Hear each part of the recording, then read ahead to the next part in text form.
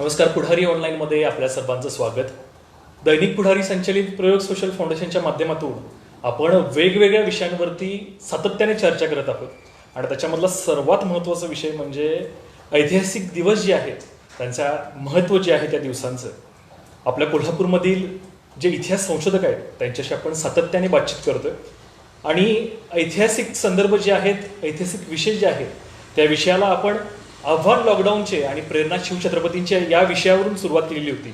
आणि त्यावेळी आपल्याबरोबर इंद्रजित सावंत सर होते, इतिहास संशोधक, आणि आजही इंद्रजित सर आपल्याबरोबर आहेत. मी पुन्हा एकदा पुढारी ऑनलाईनच्या वतीने इंद्रजित सर आपलं स्वागत करतो. आज 13 जुलै, जवळपास 300 वर्षापूर्वी याच दिवशी पावनखिंडीमध्ये रणसंग्राम घडला. शिवछत्रपतींच्या रक्षणासाठी हजारो बांधल मराठा बांधवांनी बलिदान दिलं. त्यांना स्मरण्याचा हा दिवस, या दिवसाचं ऐतिहासिक महत्त्व काय आहे हे आजच्या या सेशनमधून आपण जाणून घेणार आहोत. आजच्या संवादाचा विषय आहे रणसंग्राम पावनखिंडीचा.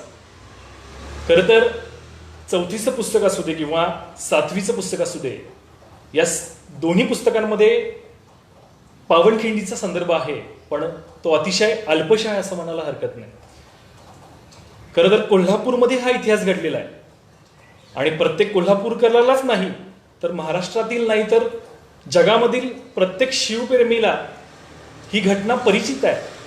पण त्या घटनेचा सखोल अभ्यास जो आहे तो इंद्रजित सरांनी केलेला आहे. त्याचमुळं आज आपण रणसंग्राम पावनखिंडीचा या विषयावरती संवादाचे आयोजन केलेले आहे.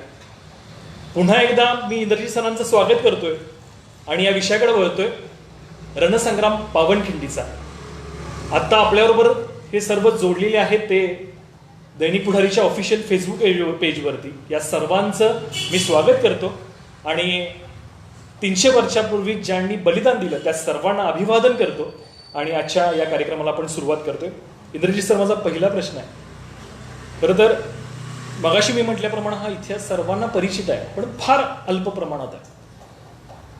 खरं तर सिद्धी जोहरचा वेढा आणि त्या वेड्यातून महाराजांची झालेली सुटका, तर वेड्यातून निसटून जाणं महाराजांना का भाग पडलं आणि अजून सुद्धा महाराज तग धरू शकले असते का, असा माझा प्रश्न आहे.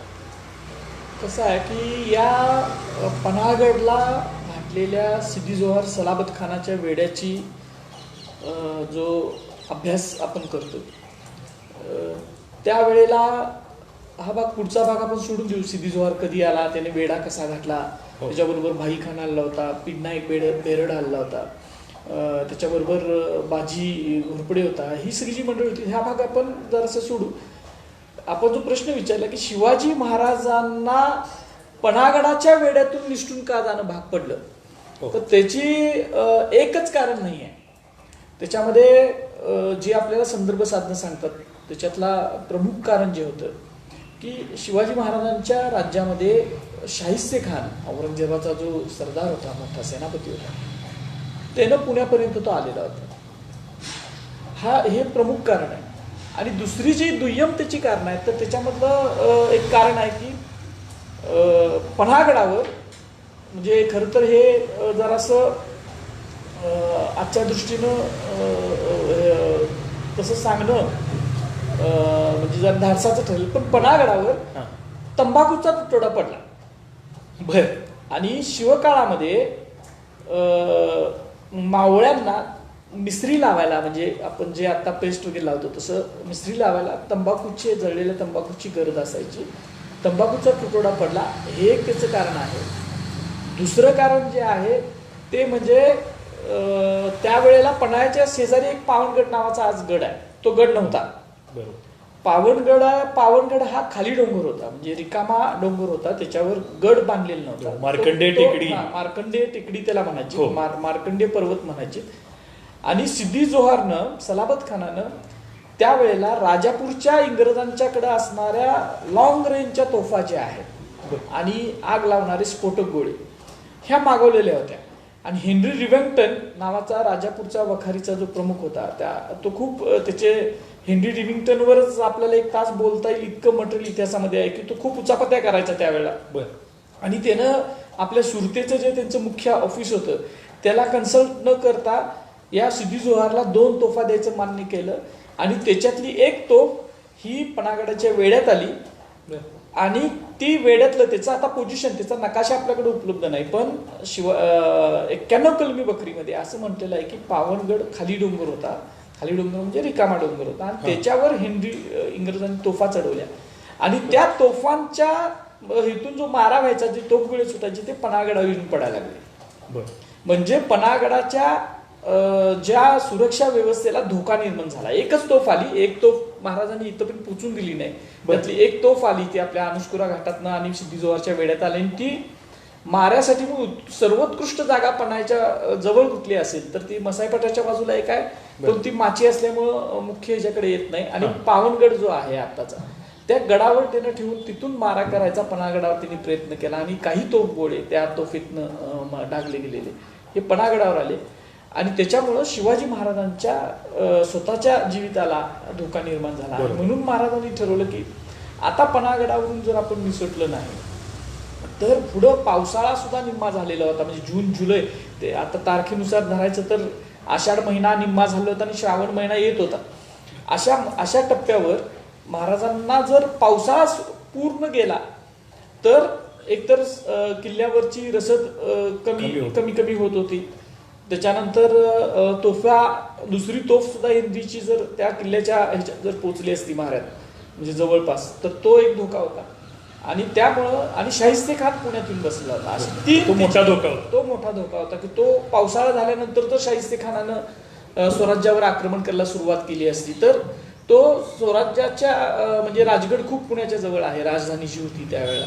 असे अनेक धोके लक्षात आल्यामुळे महाराजांनी असं ठरवलं की आता आपण त्या किल्ल्यातून निष्ठून जाणं गरजेचं आहे. महाराज मग त्या किल्ल्यातून पनागडातून राजदिंडी नावाचा जो चोर दरवाजा त्यातून महाराज निसटले.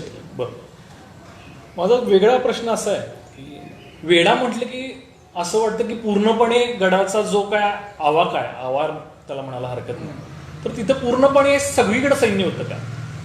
नाही, वेढा म्हटल्यानंतर आपल्याकडं वेढा घातल्यानंतर लोकांना काय वाटतं की जसं घराला आता चित्रपटामध्ये म्हणजे राजकारणाला जसं वेढा घालतात तसं वाटतं ते पोलीस असे येऊन उभा राहतात किंवा सैन्य उभा राहतात ते वेढा घातले असं वेड्याचं स्वरूप नसायचं.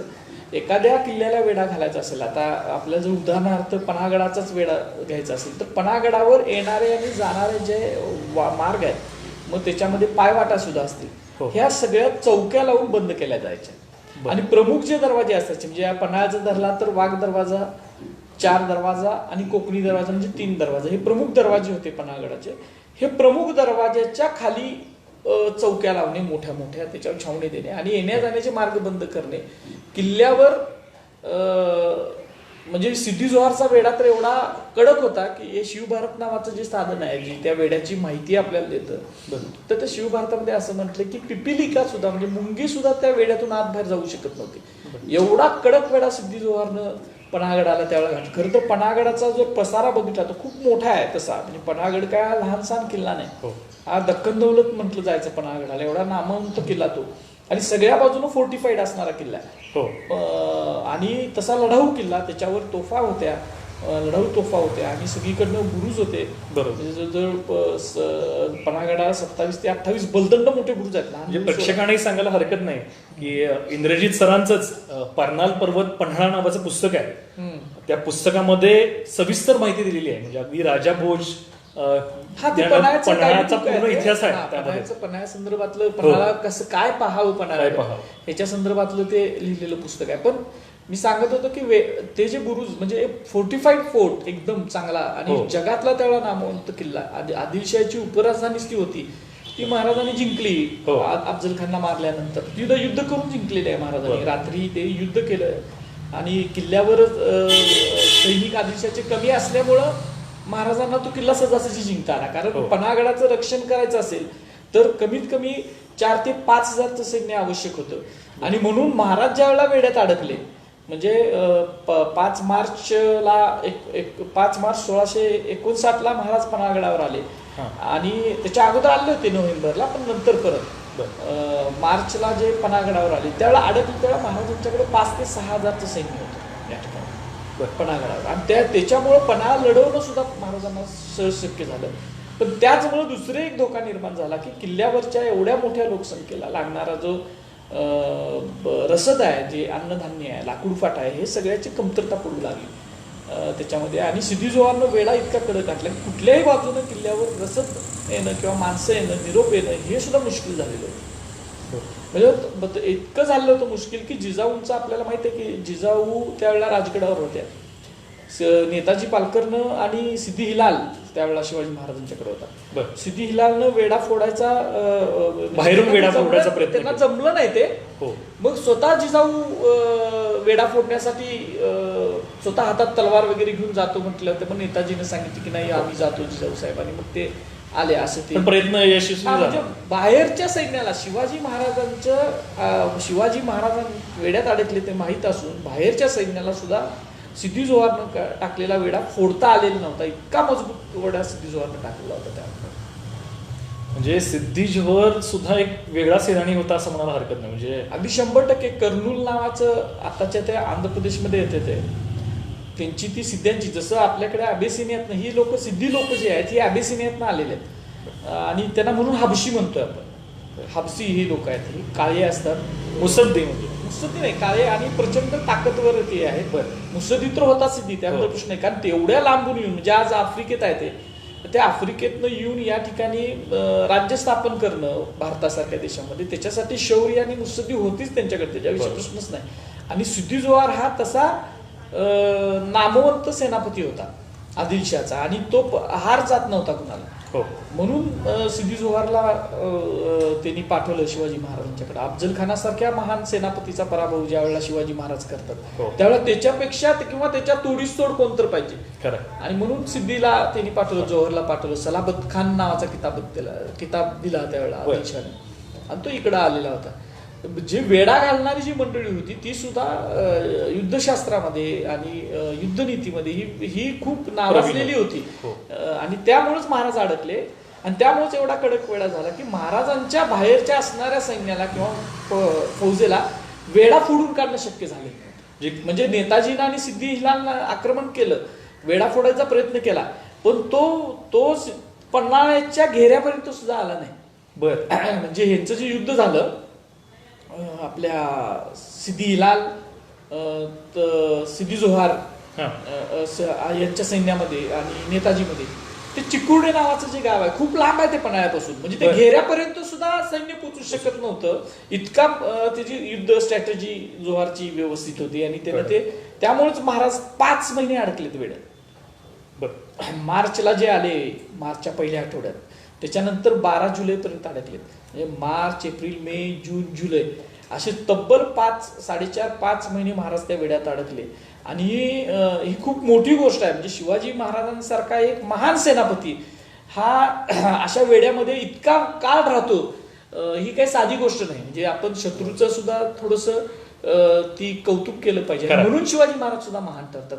त्याच्यातनं जी सुटका त्यांनी करून घेतली, तेवढे बलाढ्य होते म्हणून त्यांच्यावर मात तेच ते मुत्सद्दी होते, आणि युद्धशास्त्रामध्ये तेवढेच ते युद्धकुशल सुद्धा होते. बरोबर. आणि त्यामुळे मग महाराजांची सुटका आहे ती जगातल्या महान सुटकेमध्ये जी गणली जाते, हे त्याच्यामुळे गणलं जाते. त्यालाच पुढचा आपण प्रश्न घेऊयात. म्हणजे आता वेढा पडलेला आहे आणि महाराजांनी ठरवलेलं आहे की आता बराच कालावधी लोटलेला आहे, शाहिस्तेखानाचं तुम्ही सांगितल्याप्रमाणे तिकडचं संकट आहे आणि आता बाहेर पडलं पाहिजे. तर वेड्यातून निसटून जाण्यासाठीची व्यूहरचना जी होती ती व्यूहरचना महाराजांनी कशी केली? कसं आहे की हे सगळ्या इतिहासाचा अभ्यास करत असताना आपण संदर्भ साधनं जी आहेत त्या संदर्भ साधनांच्या आधारावर बोललो पाहिजे, लिहिलं पाहिजे, असं माझं स्वतःचं मत आहे. अगदी बरोबर. पन्हागडाच्या वेड्यासंदर्भात आणि पन्हागडातून निसटून जाण्यासंदर्भात आपल्याकडं जी प्रमुख साधनं आहेत त्याच्यामधलं एक आहे ते शिवभारत नावाचं साधन आहे. जे शिवाजी महाराजांच्या शिवाजी महाराजांचा इतिहास जो प्रमाणित इतिहास आहे असं मानलं जातं इतिहास संशोधकांमध्ये. दुसरं साधन जे आहे ते शिवाजी महाराजांच्या त्या वेड्यात असणाऱ्या एका व्यापाऱ्यानं, कृष्णाविनयाच्या व्यापाऱ्यानं त्यावेळेला वेंगुर्ल्याला आपल्या इकडे खाली कोकणात वेंगुर्ला नावाचं गाव आहे. तिथं डचांची वखार होती. डच म्हणजे नेदरलँडमधून आले लोक. हो. आणि त्या डचांच्या वखारीकडं ह्या व्यापाऱ्याने एक पत्र पाठवलेलं होतं. जो व्यापारी सिद्धी जोहरच्या वेड्यात हजर होता त्यानं लिहिलेलं एक पत्र उपलब्ध आहे. बर. ते वेड्याचं एक साधन आहे प्रमुख, म्हणजे आपल्याला माहिती समजण्याचं साधन आहे ते. तिसरं साधन जे आहे ते प्रमुख म्हणजे बांदल तक्री. जे सैन्य ज्या सैन्यानं सिद्धी जोहरच्या सैन्याला थोपून धरलं ते बांदल जे आहे धिडस मावळातले जे शिवाजी महाराजांबरोबर होते, त्या बांधलांचं तक्रीर एक आहे ते आहे. आणि बाकीच्या 91 कलमी बकरीमध्ये वगैरे सुद्धा थोडीशी माहिती आहे त्याच्याबद्दल. तर ह्याच्यामधून असं लक्षात येतं की महाराजांनी वेड्यातून निष्ठायच्या अगोदर, म्हणजे महाराज हे महान सेनापती का ठरतात तर त्याचं कारण हे आहे की महाराजांनी वेड्यातून निष्ठायचं आहे. तर वेड्यातून निष्ठायचं असेल तर वेड्यातून निसटल्यानंतर आपण कुठं जायचं, हो, कुठल्या मार्गाने जायचं, बरोबर कोण लोक घ्यायची, त्या सैन्याबरोबर असणारं शस्त्र कुठली पाहिजे, ही सगळ्या गोष्टीचा प्लॅन. आणि त्याचबरोबर आपल्याला माहिती आहे शिवाकाशीचं प्रकरण, शिवाकाशीदांचा वापर त्यांनी कसा करून घेतला. तर ह्या सगळ्या ज्या गोष्टी आहेत ना ह्या सगळ्या ठरलेल्या होत्या. आणि ह्याच्यामध्ये शिवाजी महाराजांचं महान, आपण महान सेनापती जे शिवाजी महाराजांना म्हणतो कायम म्हणतो ते आहे की महाराजांच्या सगळ्या गोष्टी ह्या प्लॅन होत्या. म्हणजे सगळ्या गोष्टीचं नियोजन होतं जे आपण मॅनेजमेंट गुरु उगाच संबोधत नाहीये. हा, मॅनेजमेंट हा शब्द आता आपल्याकडे, आपण ह्या युद्धशास्त्राच्या दृष्टीने ज्या सगळ्या गोष्टी लागणार होत्या त्या सगळ्या गोष्टीचा अभ्यास महाराजांनी केला होता. महाराजांनी बघा सह्याद्रीमध्ये आज रात्रीचा जर प्रवास करायचा असेल तर, आणि तोदा पावसाळ्यामध्ये, ह्याचा विचारच कोण करू शकत नाही. तिथं महाराजांनी पहिला चकवा दिलाय. खरं म्हणजे रात्री निघणं, रात्रीच्या पहिल्या प्रहरी निघले महाराज, म्हणजे 9च्या दरम्यान, 8:30-9च्या दरम्यान महाराज पन्हागडावरून निघाले. हा पहिला चकवा आहे. कारण वेडा घातलेल्या सिद्धी जोहर सारख्या मुत्सद्दी माणसाला किंवा त्याच्या सैन्याला असं वाटणं तर शक्य नव्हतं, म्हणजे स्वप्नातही वाटलं नसतं की शिवाजी हा पन्हागडाच्या वेड्यातून रात्री निघून जाईल भर पावसात, आणि एवढ्या मुसळधार पाऊस, आणि जुलैमधल्या पावसात. कारण त्यावेळेला पूल नव्हते, व्यवस्थित रस्ते नव्हते, त्याच्यामुळं जे ट्रान्सपोर्ट होतं ते एवढं सोपं नव्हतं. एकतर घोड्यावरनं जाणं तर शक्यच नव्हतं चिखलातून नंदगडातून. पण त्यामुळे महाराजांनी तो पहिला चकवा दिला. दुसरा चकवा तिने हा दिला होता की आपल्याला माहित आहे की शिवाजी काशीद जे आहे, खरं तर त्यांचं त्या डच पत्रामुळेच आपल्याला शिवाजी काशीद हे कॅरेक्टर कळतं. हो. आणि त्याच्यानंतर मग मुगोगोळी सरांनी त्याच्यावर जरासं पुढे जाऊन तिथल्या राहळ्यातल्या काही कथा शोधून काढल्या त्या संबंधातल्या, आणि मग त्याच्यावर सगळा डोलार उभा राहिला. डच कागदपत्रामध्ये अगदी असं स्पष्ट लिहिलं, मी तुम्हाला पाहिजे असेल तर तो वाचून दाखवतो. शिवाकाशीदांचं महत्व खूप आहे याच्यामध्ये, म्हणजे शिवाजी हे महाराजांच्या शिवाकाशीदांविषयी फार कमी संदर्भ सापडले. एकच संदर्भ आहे, फार कमी नाही. हे जे पत्र आहे ना 5 सप्टेंबर 1660चं डचाच्या वाकणीसानं वेंगुर्ल्याच्या हेगला लिहिलेलं पत्र आहे. बरं. त्याच्यामध्ये ते कृष्णाई व्यापाऱ्याकडे पन्हाळ्यातील सैन्यातून पत्र आलं होतं, म्हणजे जे लिहिलं आहे ना त्याच्यामध्ये आहे. त्याच्यामध्ये असं म्हटलं की याच वेळी खूप आहे पत्र मोठं, याच वेळी शिवाजीने, आता हेनी ते शिवाजीने असं शब्द वापरला कारण ते त्यावेळेचे शत्रूचा याच वेळी शिवाजीने आपल्या सैन्याचे 2 भाग केले व स्वतःच्या बचावाकरता एका पालखीत शिवाजी नावाच्या आपल्या एका नाव्यास बसवून ती पालखी नेहमीच्या लव्याजम्या सुद्धा नेहमीच्या रस्त्याने पाठवली व स्वतः दुसऱ्या पालखीत बसून दुसऱ्या जास्त अवघड रस्त्याने निघाला. शत्रूने पहिली पालखी चालण्यास सहज पकडली व गोटात आणली, असं सगळं ते वर्णन आहे. याच्यामध्ये महत्वाचं सांगायची गोष्ट काय की एखादं इतिहासामधलं पात्र, आज शिवाकाशीदांचा आपण पुतळा बसवलेला आहे, तर त्याच्या पाठीमागे फक्त ही एकच ओळ कारणीभूत आहे. बरोबर. मग त्यांची ती समाधी शोधून काढली, त्याला मौखिक संदर्भ आहेत, त्याला डॉक्युमेंटेड पुरावे नाही आहेत. शिवाकाशीदांवरती पण ह्याच्यामध्ये शिवाकाशीदांचं आपल्याला शौर्य अधोरेखित करणारा हा संदर्भ आहे. खरं तर तो शिवाकाशीद हा शब्द कुठून आला मला माहित नाही, त्याच्यामध्ये सुद्धा शिवाजीच दिलेला आहे. आणि शिवाजी त्याचं आडनाव सुद्धा नंतर आलं, नंतर आपल्या गोळणी सरांनी ते तिथे काशीद समाज, नाभिक समाजात ते काशीद तिथं राहत असल्यामुळे त्यांनी तो काशीदांचा संदर्भ त्याच्यासाठी जोडला. पण एखादा नाभिक समाजातला व्यक्ती हा शिवाजी महाराजांसाठी किंवा कोणी असेल, शिवाजी महाराज त्यांच्या म्हणजे धनी होते शिवाजी महाराज त्यांचे, खरं. त्याच्यासाठी पालखीत बसून हा शत्रूच्या वेगळ्या म्हणजे राजमार्गानं, ते दोन मार्ग आहेत, मी त्या मार्गाविषयी नंतर आपल्याला सांगेन की महाराज कसे काय ते सुटले. हो. तर राजमार्गानं जर जात असतील म्हणजे तो पालखीत जात असेल तर ती खूप मोठी गोष्ट आहे. म्हणजे पालखीत बसणं, महाराजांचं वेशभूषा घालून, ही प्राईड जरी असली तर ती वेशभूषा घातल्यानंतर कदाचित मी मरणार आहे किंवा 100% मी मरणार आहे ही गोष्ट माहीत असून तो शिवाजी नावाचा शिवाजी महाराजांचा नावी पालखीत बसला आणि आपल्याला माहिती आहे तो नंतर त्याला पकडला आणि त्याला मारलं गेलं. तर ही खूप मोठी गोष्ट आहे. आणि ही दुसरी गोष्ट होती शिवाजी महाराजांची की महाराजांनी एक तर रात्रीच्यात प्रवास करायचं ठरवलं पावसाळ्यामध्ये, मुसळधार पावसामध्ये. दुसरी गोष्ट चकवा देण्यासाठी म्हणून 2 पालख्यात, एका पालखीत स्वतः, दुसऱ्या पालखीत दुसरा, आणि तो दुसरी पालखी जी आहे ती राजमार्गाने तिने पाठवली. म्हणजे शत्रूला असं वाटावं, आणि कदाचित असं झालेलं असेल. आता ह्या सगळ्या बिटवीन द लाईन्स आहेत तिथे असं म्हटलंय की स्वतः शिवाकाशीद आणि त्यांच्याबरोबरची जे नुसते शिवाकाशीद नसतील, कारण पालखी धरणारे भोई होते त्यावेळेला, त्याबरोबर नुसते महाराज निघालेत म्हणजे त्यांच्याबरोबरचा सगळा लवाजमा सुद्धा असणार आहे. 25, 30, 50 अंगरक्षक वगैरे ही पाठवली ही सगळी नेहमीचे अंगरक्षक नाही, पण कोणतरी असेल बरोबर असतील. ही सगळी मंडळी ती सिद्धी जोहरच्या तावडीत सापडली आणि त्याच शिवाकाशीदांच्या बरोबर या सगळ्या मंडळींचं बलिदान झालं. फक्त आपल्या इतिहासाचं दुर्दैव हे आहे की या सगळ्या लोकांची नावं किंवा उल्लेख सुद्धा आपल्याला मिळत नाहीत. सुदैवानं आपल्याला शिवाजी काशीदांचा उल्लेख आपल्याला मिळाला. बरोबर, तो एक होता विषय.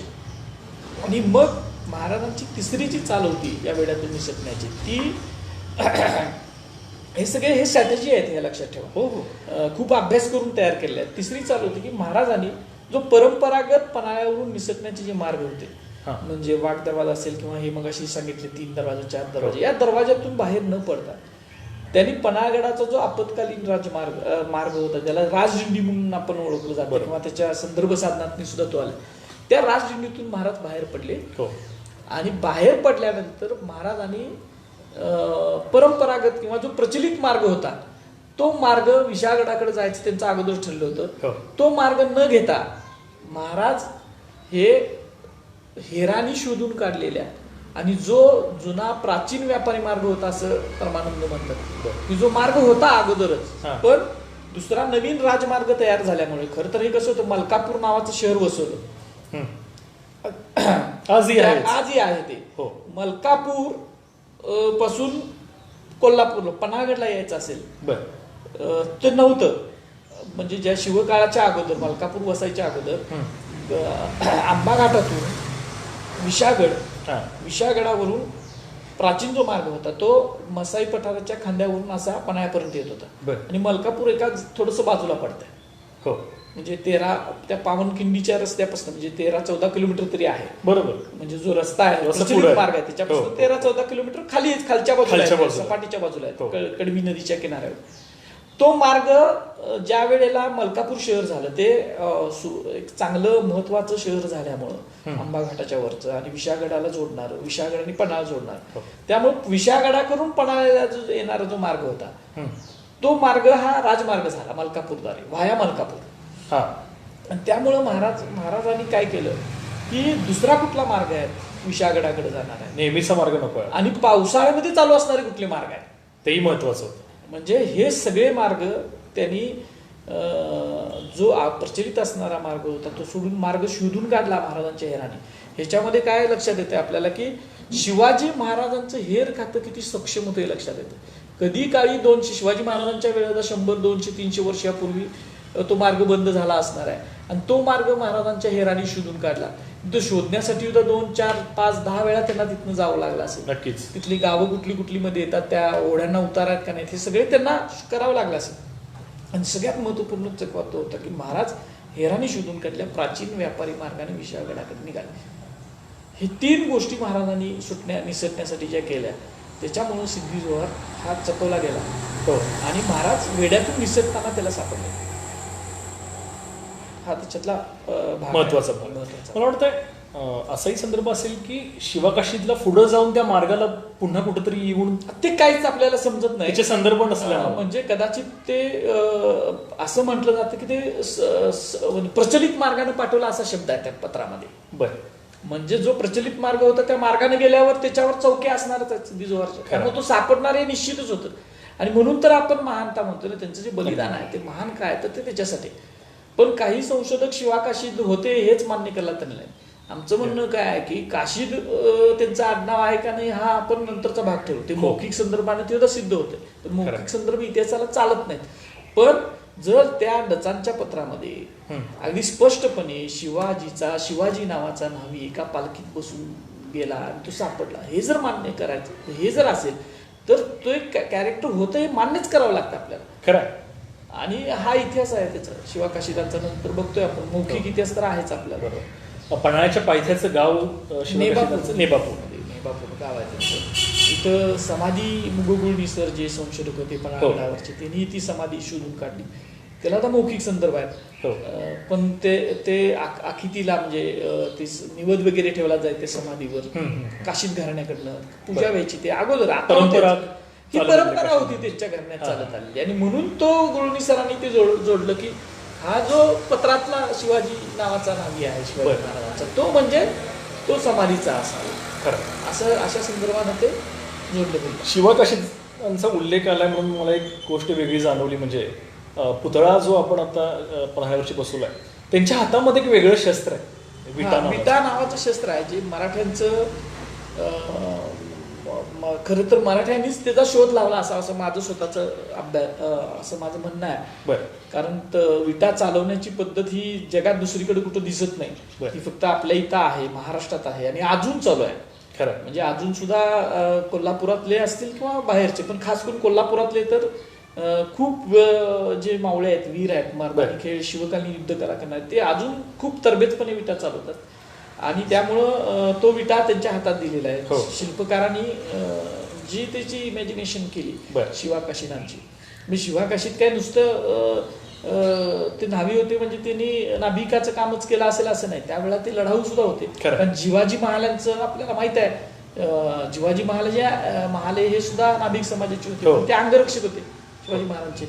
तसंच शिवाजी काशीद सुद्धा हे महाराजांच्या चांगल्या लढाऊ फौजेमध्ये असण्याची शक्यता आहे. आणि म्हणून त्यांच्याकडे तो कल्पनेने दिलेला आहे, त्याला पुरावे नाहीत की शिवाजी काशीद विटा तरबेज होते का, पण तो दिलाय त्यांच्या हाती आणि प्रतिकात्मक दिलाय. आणि ते शस्त्र खास इथल्या मातीतल्या, ते महत्वाचं त्यातला बेसिक. म्हणून तो शिल्पकारांनी ते विचार जो केलाय ना तो पटण्यासारखा विचार आहे त्याच्यावर. तर आता आपण आलेलो होतो ते म्हणजे राजदिंडीतून महाराज बाहेर पडले. आता राजदिंडीतून बाहेर पडल्यानंतरचा पुढचा जो प्रवास आहे, हेरांनी शोधलेली नवीन वाट होती, तो भौगोलिक परिसर वेगळा आहे. म्हणजे अगदी आपण आता पन्हाळा पावनखिंड ते विशाळगड. आता ह्याच्यामध्ये दुसरा भाग काय येतो की इतिहासाचा अभ्यास करताना चार भिंतीच्या मध्ये बसून इतिहासाचा अभ्यास नाही होत. अगदी बरोबर. खरं तर इतिहासाच्या अगोदर भूगोल येतोय. खरं.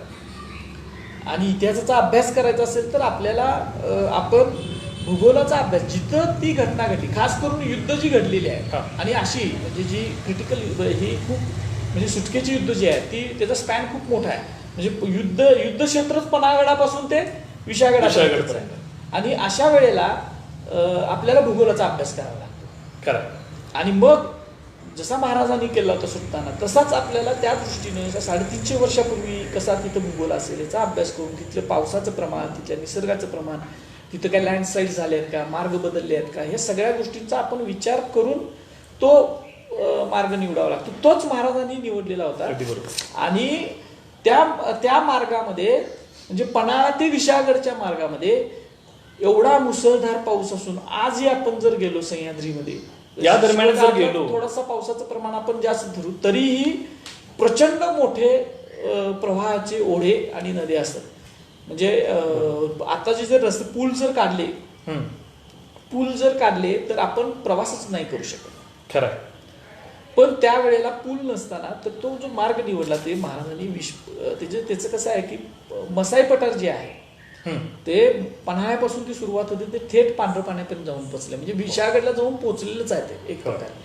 तर म्हणजे जिथं ते आता बाजारवाडी नावाचं सर्वात मोठं आशियातलं पठार आहे. आशियातलं पठार तर ते तिथंपर्यंत जाऊन पोहोचले. तर त्याच्या पठारावरून सुद्धा उबड खाबड आहे सगळं. म्हणजे पठार म्हणजे असं काय सगळंच असं थोडंसं प्लेन आहे काही उंच सकल परत आहे. त्याला असे टप्पे आहेत म्हणजे हो. परत उंच सकल पण आहे. पण त्याच्या कमरेवरून जे आहे ना ते सरळ मार्ग आहे. हो त्याला म्हणजे कमरेवर म्हणण्यापेक्षा खांद्यावरून मसाई पठाराच्या जर तुम्ही खांद्यावरून जर जायचं ठरवलं हा तर ते सरळ पांढरं पाण्यापर्यंत थेट एका रेषेत पोचतंय. खूप कमी आपल्याला अपडाऊन्स आहेत त्याच्यामध्ये. हो आणि तिथून त्याच मार्गानं कुठलाही ओढा किंवा कुठलीही नदी मध्ये येत नाही. ती सहज आपण मुसळधार कितीही मुसळधार पाऊस असू दे सहज पार साधी सामान्य माणसं आपल्यासारखी आता आपण दरवर्षी जातो पण आपण ती पार करू शकते.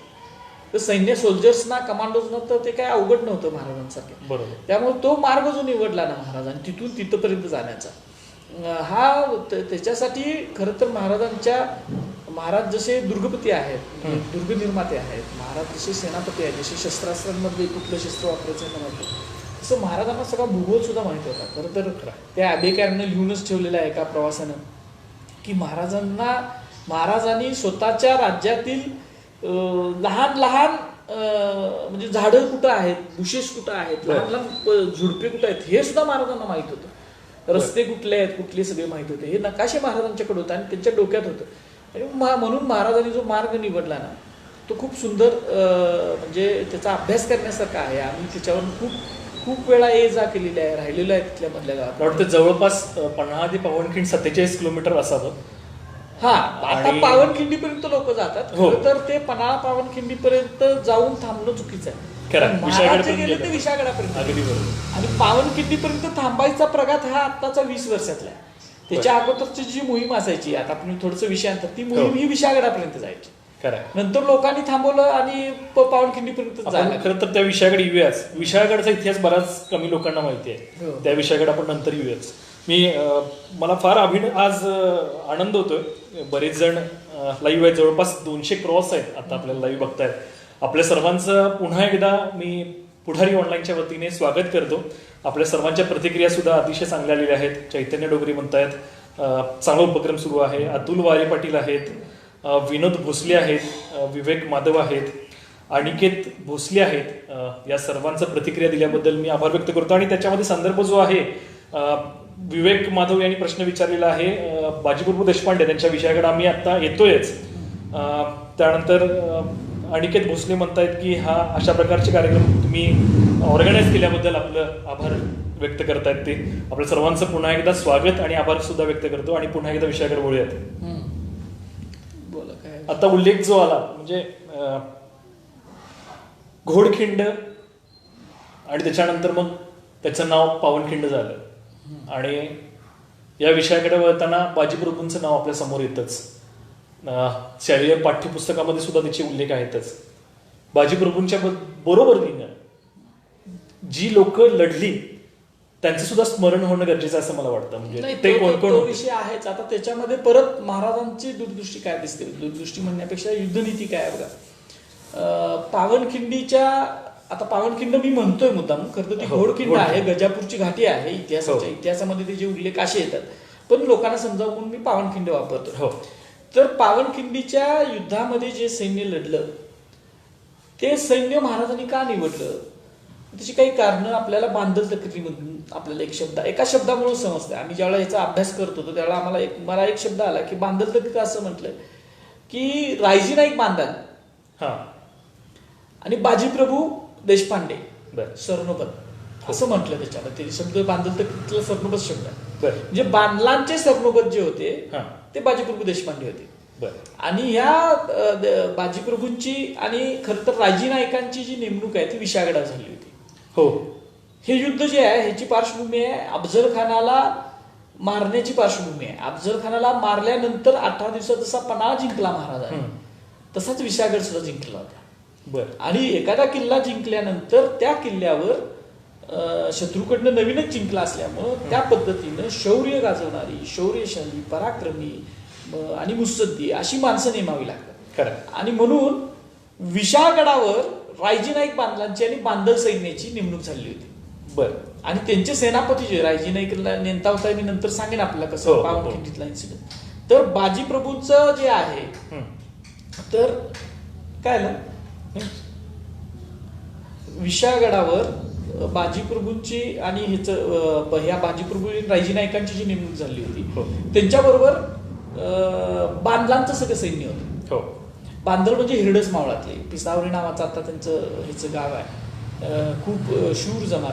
कुठं गाव आहे? हिरडस मावळ 12 मावळं जी आहेत हा. पुण्याजवळची आता येतात सगळे हा. त्या हिरडस मावळातले हे बांधल सैनिक आहेत. बरं. आणि या बांधलांचं दिवाण किंवा सेनापती सैन्याचं नेतृत्व करणार त्याला बाजीप्रभू होता. तुकडीचे प्रमुख मंडळाला नाही ते त्यांच्या सैन्याची सैन्याची बांधलांची जी मोठी 1000ची तुकडी असणार आहे कमीत कमी. बरं.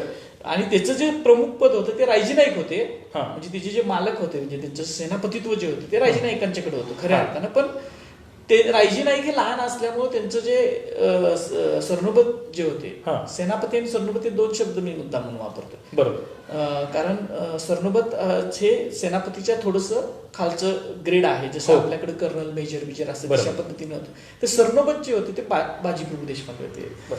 आणि हे बाजीप्रभू देशपांडे हे शिवाजी महाराजांच्याकडं ज्यावेळेला 12 मावळ सगळं आला हे सगळे देशमुख जसे बांधल देशमुख आले जे हा. देशमुख आले तसं बांधल ज्या वेळेला शिवाजी महाराजांच्याकडे आले त्याचबरोबर बाजीप्रभू सुद्धा शिवाजी महाराजांच्याकडे अटॅच झाले होते. आणि म्हणून शिवाजी महाराजांचं एक पत्र आहे हिरडस मावळातला मोहनगड नावाचा एक ओस पडलेला गड बाजीप्रभू देशपांडेनी तो वसवला. शिवाजी महाराजांनी त्यांना सांगितलं की तुम्ही तो वसवायचा आहे म्हणून. म्हणजे परत नव्यानं काय ओस पडलेला होता पण नवीन त्याला अलंगा बांधून द्या मजबूत सैन्यासाठी अलंगा बांधा दरवाजे बांधा असे महाराजांचं एक पत्र आहे. बाजीप्रभूंना खासा बाजीप्रभूंना लिहिलेलं पत्र शिवाजी महाराजांचं उपलब्ध आहे. आणि हे बाजीप्रभू त्यावेळेला त्या सैन्यामध्ये होते बांधलांच्या. अनुभवी सेनानी होते असं मला अनुभवी होते कारण ज्या अर्थी ते महाराज त्यांना गड बांधायला देतात आणि ज्या अर्थी आता खरं तर बांधलांच्या विषयी थोडंसं बोललं पाहिजे की बांधल जे आहेत हे बांधल जे आहेत हे खूप शूर होते. म्हणजे कृष्णाजी नाईक बांधलांपासून ते कृष्णाजी नाईक बाजी नाईक बांधल कृष्णाजी नाईक बांधल त्यांचा सुपुत्र बाजी नाईक बांधल आणि त्यांचा मुलगा रायजी नाईक बांधल. आणि परत रायजी नाईकांना 5 मुलं आहेत त्याच्यामध्ये. पण बाजी नाईक बांधल वारले असावे त्याच्या अगोदर इतिहासात त्यांचं मिळत नाही. पण रायजी नाईक प्रमुख होते त्यावरती बाजी नाईकांचा कारभार रायजी नाईकांच्याकडे आलेला होता. तर ह्या बांधलांच्या एक दिपाऊ आवा म्हणून होत्या म्हणजे मातोश्री म्हणायचे त्यांना बांधल म्हणायचे. दिपाऊ आवा नावाच्या ज्या स्त्री होत्या त्या खूप शूर होत्या. म्हणजे कृष्णाजी नाईकांच्या त्या पत्नी धरायला पाहिजे खरं तर आपण कारण बाजी नाईक त्यांचा म्हणजे रायाजीचा मुलगा जो बाजी आहे तो त्यांचा मुलगा आहे. म्हणजे त्यांचे जे पती आहेत ते कृष्णाजी नाईक ते कृष्णाजी नाईकांना दादोजी कोंडदेवनी कसं मारलं वगैरे त्या बांधल तत्रित आहे ते आपला विषय नाही. पण त्या दीपावी आवा एवढ्या शूर होते की अफजल खानाची जी काही स्वारी झाली त्या अफजल खानाच्या स्वारीच्या अगोदर सुद्धा काही युद्ध झाली होती त्याच्यामध्ये सुद्धा दीपावी आवानी सैन्याचं नेतृत्व बांधल सैन्याचं नेतृत्व केलं स्वतः स्त्री असून म्हणजे मराठ्यांच्या इतिहासात खरं तर हे कुठं तर जगात दुसरीकडे कुठं घडलं असतं तर आज आपल्या सगळ्यांना माहीत झालं असतं कोणतं दीपाऊ आवा बांधल होत्या आणि त्यांनी त्यांच्या सैन्याचं नेतृत्व केलं होतं. एवढंच काय जावळीचं जे युद्ध झालं प्रतापगडाचा रणसंग्रामातून म्हणतो अफजल खानाच्या सैन्यासंग त्याच्या अगोदर जावळी मारली त्यावेळेला सुद्धा होत्या. म्हणजे जावळी मारली म्हणजे चंद्ररावाकडनं जावळी जिंकून घेण्याचे जे काम सैन्यानं केलं त्याच्यामध्ये सुद्धा बांधल प्रमुख होते. जेदे बांधल दोघं प्रमुखच होते. बांधलांचं कार्य प्रचंड मोठं आहे. जेदे बांधल देशमुख दोघं ते प्रमुख होते. दोघांचं सैन्य दोघांचा जमाव जो होता दोघांचे सैन्य होते प्रमुख होते. आणि त्याचबरोबर त्याच्या सैन्यामध्ये परत अफजल खान ज्या वेळेला आला त्यावेळेला सुद्धा दीपाऊ आवा स्वतः सैन्याचं नेतृत्व करतात. म्हणजे अफजल खानाच्या भोवतीने जे सैन्य महाराजांनी पेरून ठेवलं होतं जावळीमध्ये त्याच्यामध्ये बांधलांच्या सैन्याचं नेतृत्व स्वतः दीपाऊ आवाने केलं. ही साधी गोष्ट नाही आहे. महाराजांनी सुद्धा महिलांना नेतृत्व दिलेलं जातात. एखादी महिला मध्ययुगामध्ये वॉरवर जाते सैन्याचं नेतृत्व करते ही सगळ्यात मोठी गोष्ट किती मोठी गोष्ट आहे. आणि या बांधलांच्या सैन्यानं किंवा जेध्यांच्या सैन्याने किंवा त्यावेळच्या शिवाजी महाराज सगळ्या पण हे सैन्य कसाला लागलेलं सैन्य होतं. म्हणजे त्यांनी जावळीसारख्या युद्धामध्ये पराक्रम गाजवलेला होता चंद्ररावाच्या विरुद्ध. त्याच्या अगोदर बेलसरच्या युद्धात तर होताच पण परत जावळीच्या युद्धात सुद्धा पराक्रम गाजवला होता. अफजल खानासारख्या कसलेल्या सेनापतीच्या सैन्याचा पराभव करण्यामध्ये यांचा प्रमुख सहभाग होता. हे सगळं सैन्य महाराजांनी विशाळगडावर नामजात केलं. बांधलांची तुकडी जी होती ती एक संघ असते त्यावेळेला महाराजांचं सैन्य, महाराजांच्या स्वराज्याचा उत्कर्ष नुकताच सुरू झाला होता, सुरुवात झाली होती. आणि म्हणून जे हुजुरातीचं सैन्य, जे खासा सैन्य होतं, त्याचबरोबर ह्या ज्या जमाव असायचे देशमुखांचे सगळ्या, ते देशमुखांचे जमाव म्हणजे त्याच्यामध्ये शिळीमकरांचा होता, त्याच्यामध्ये जेद्यांचा होता, बांधलांचा होता, धुमाळांचा होता, असे जे 12 मावळातले देशमुख होते त्यांच्याबरोबर स्वतःचं सैन्य होतं. त्या सैन्य सुद्धा महाराजांच्याकडे अटॅच व्हायचं युद्ध ज्यावेळेला होईल त्यावेळेला. आणि त्याच्यातली ही बांधलांची तुकडी होती, म्हणजे रायजी नाईक बांधलांच्या नेतृत्वाखालची जी तुकडी होती तिची नेमणूक महाराजांनी विशाळगडावर केली.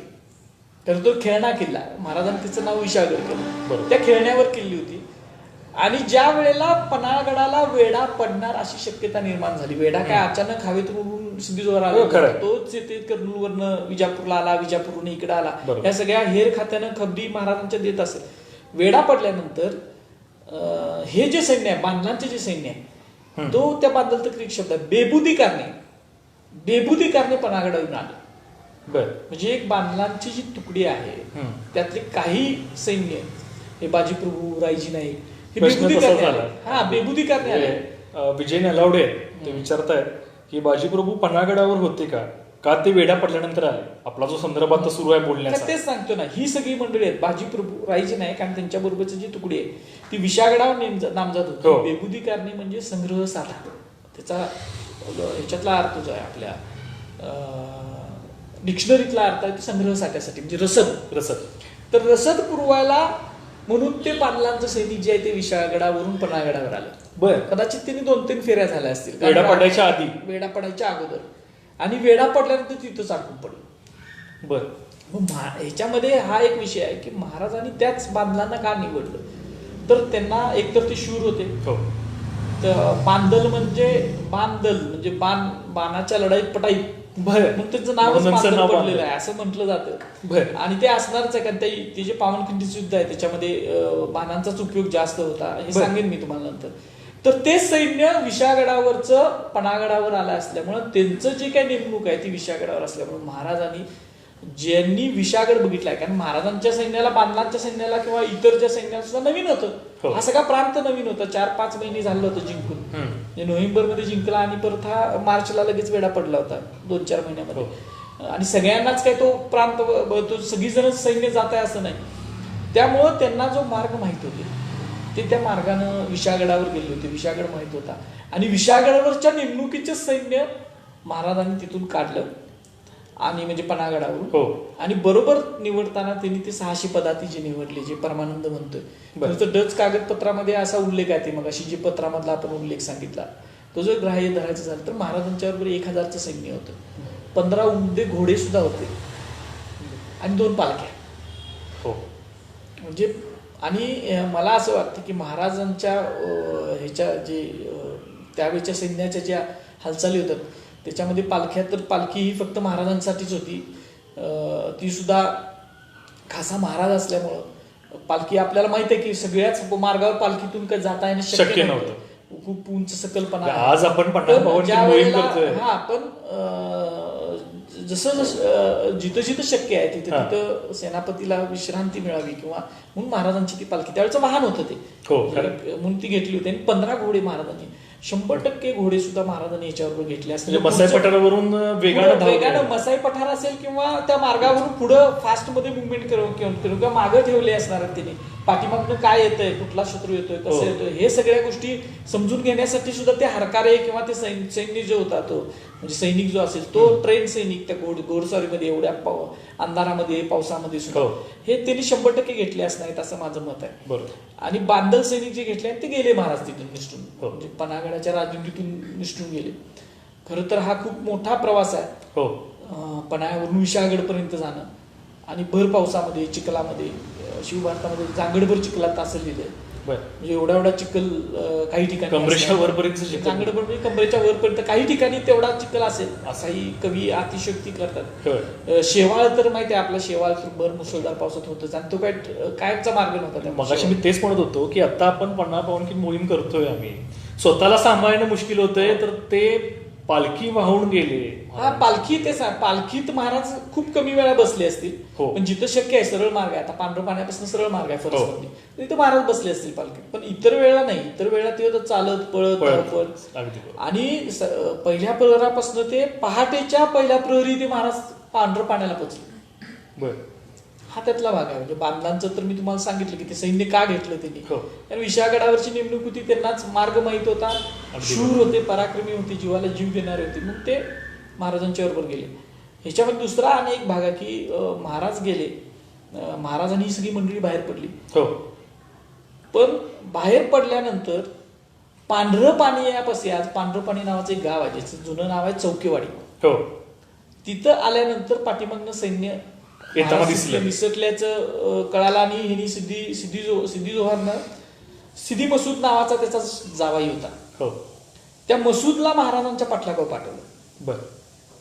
आणि म्हणजे त्याच्याकडे घोडदळ सुद्धा होतं. म्हणजे पाठलाग करताना तो आता पन्हाळा विशाळगडचा नेहमीचा मार्ग जो नेहमीच्या असेल, मार्गानं जो राजमार्ग होता त्याच्यातून, आणि पिड्डा एक बेरड सुद्धा होता, म्हणजे घोडे जाऊ शकेल अशा मार्गाने तो दोन्ही आला. पायदळ आणि घोडदळ दोन्ही असं दोन्हीचं कॉम्बिनेशन करून सिद्धी जोहरनं महाराजांच्या मागं म्हणजे महाराज ज्या मार्गाने गेले, दोन्ही नवीन शोधून काढलं, तिथं पायदळ गेला असेल. नाही. आता कसे हे होते कसं आहे, ह्याचे त्या दोघांचे मार्ग काहीच समजत नाहीत आपल्याला. उल्लेख नाही होत आपण त्याचा तर्क बुद्धीनं विचार लावू शकतो की राजमार्गानं महाराजांना पुढे जाऊन गाठायचं. शेवटी बघा, पन्हाळ्याच्या राजदिंडीतनं महाराज बाहेर पडले, हो. आणि खाली इकडे बोरपाड्याला आणि इकडे आले नाही, जिथं चौक्या होत्या, बरोबर, त्या ती महाराज हे विशाळगडाकडेच जाणार. हे सिद्धी जोहर सारखा सेनापती, त्याला सुद्धा भूगोल माहित असणार आहे, तो काय असाच बसलेला नव्हता. हो, हो. त्यामुळे तो तिकडेच जाणार, आणि मग विशाळगडाचा मार्ग आपण अडवला पाहिजे, विशाळगडाकडे जाणारे. म्हणून मग सिद्धी जोहरनं घोडदळ घेतला असेल, किंवा एकदम ताज्या दमाचं सैन्य घेऊन तो पुढे गेला. पण तोपर्यंत कुठंही विश्रांती न घेता पहाटेच्या सूर्योदयाच्या, आता पावसात काही सूर्योदय होत नसतो, पण सूर्योदयाच्या वेळेपर्यंत महाराज हे पांढरं पाण्यापर्यंत जाऊन पोहोचले होते. पांढरं पाणी हे पावनखिंडीच्या आताची जी प्रचलित साधारणतः किती किलोमीटर पडला? नाही, हा 40 किलोमीटर, पन्हाळा ते पांढरं पाण्यापर्यंत 40 किलोमीटर होईल. 40 किलोमीटर. हा, म्हणजे 35 ते 40 किलोमीटरचा पट्टा आहे. म्हणजे 40 किलोमीटरचं अंतर जे आहे ते किती वेळात गाठलं? 9 वाजल्यापासून ते सकाळी 6 वाजल्यापर्यंत त्यांनी गाठलं ते अंतर. म्हणजे साधारण मी सांगतोय, एक्झॅक्ट टायमिंग आपल्याला नाही, पण पहाटेच्या वेळेला पांढरं पाण्याला महाराज पोचले असं त्या एका साधनामध्ये सांगितलेलं आहे. आणि ते शक्य प्रवास आहे. तो आता आपण करतोय, आपण केलेला आहे प्रवास, की रात्री सुटून आपण 9ला सुटलो तर आपण पहाटेच्या वेळेला बरोबर 7च्या दरम्यान आपण पांढरं पाण्याला पोहोचतोय. हे आपल्याला सुद्धा आता लक्षात आलं त्या मार्गाने, ज्या मार्गाने महाराज गेले.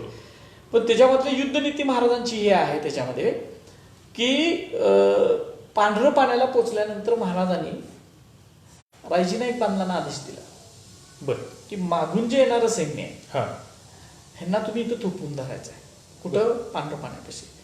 पांढरं पाण्यालाच का थोपून धरायचं आहे, तर पांढरं पाण्यापासून विशाळगडकडे जर जायचं असेल, थेट जवळचा मार्ग, पांढरं पाण्यापासून खाली येळवणजुगाईला सुद्धा जाता येते घाट उतरून, आणि येळवणजुगाईतून परत विशाळगडला सुद्धा जाता येतो, तो लांबचा मार्ग. हा, म्हणजे परत ते क्रिस क्रॉस होतं. पांढरं पाण्यापासून विशाळगडला जर जायचं असेल तर तो एकच मार्ग होता.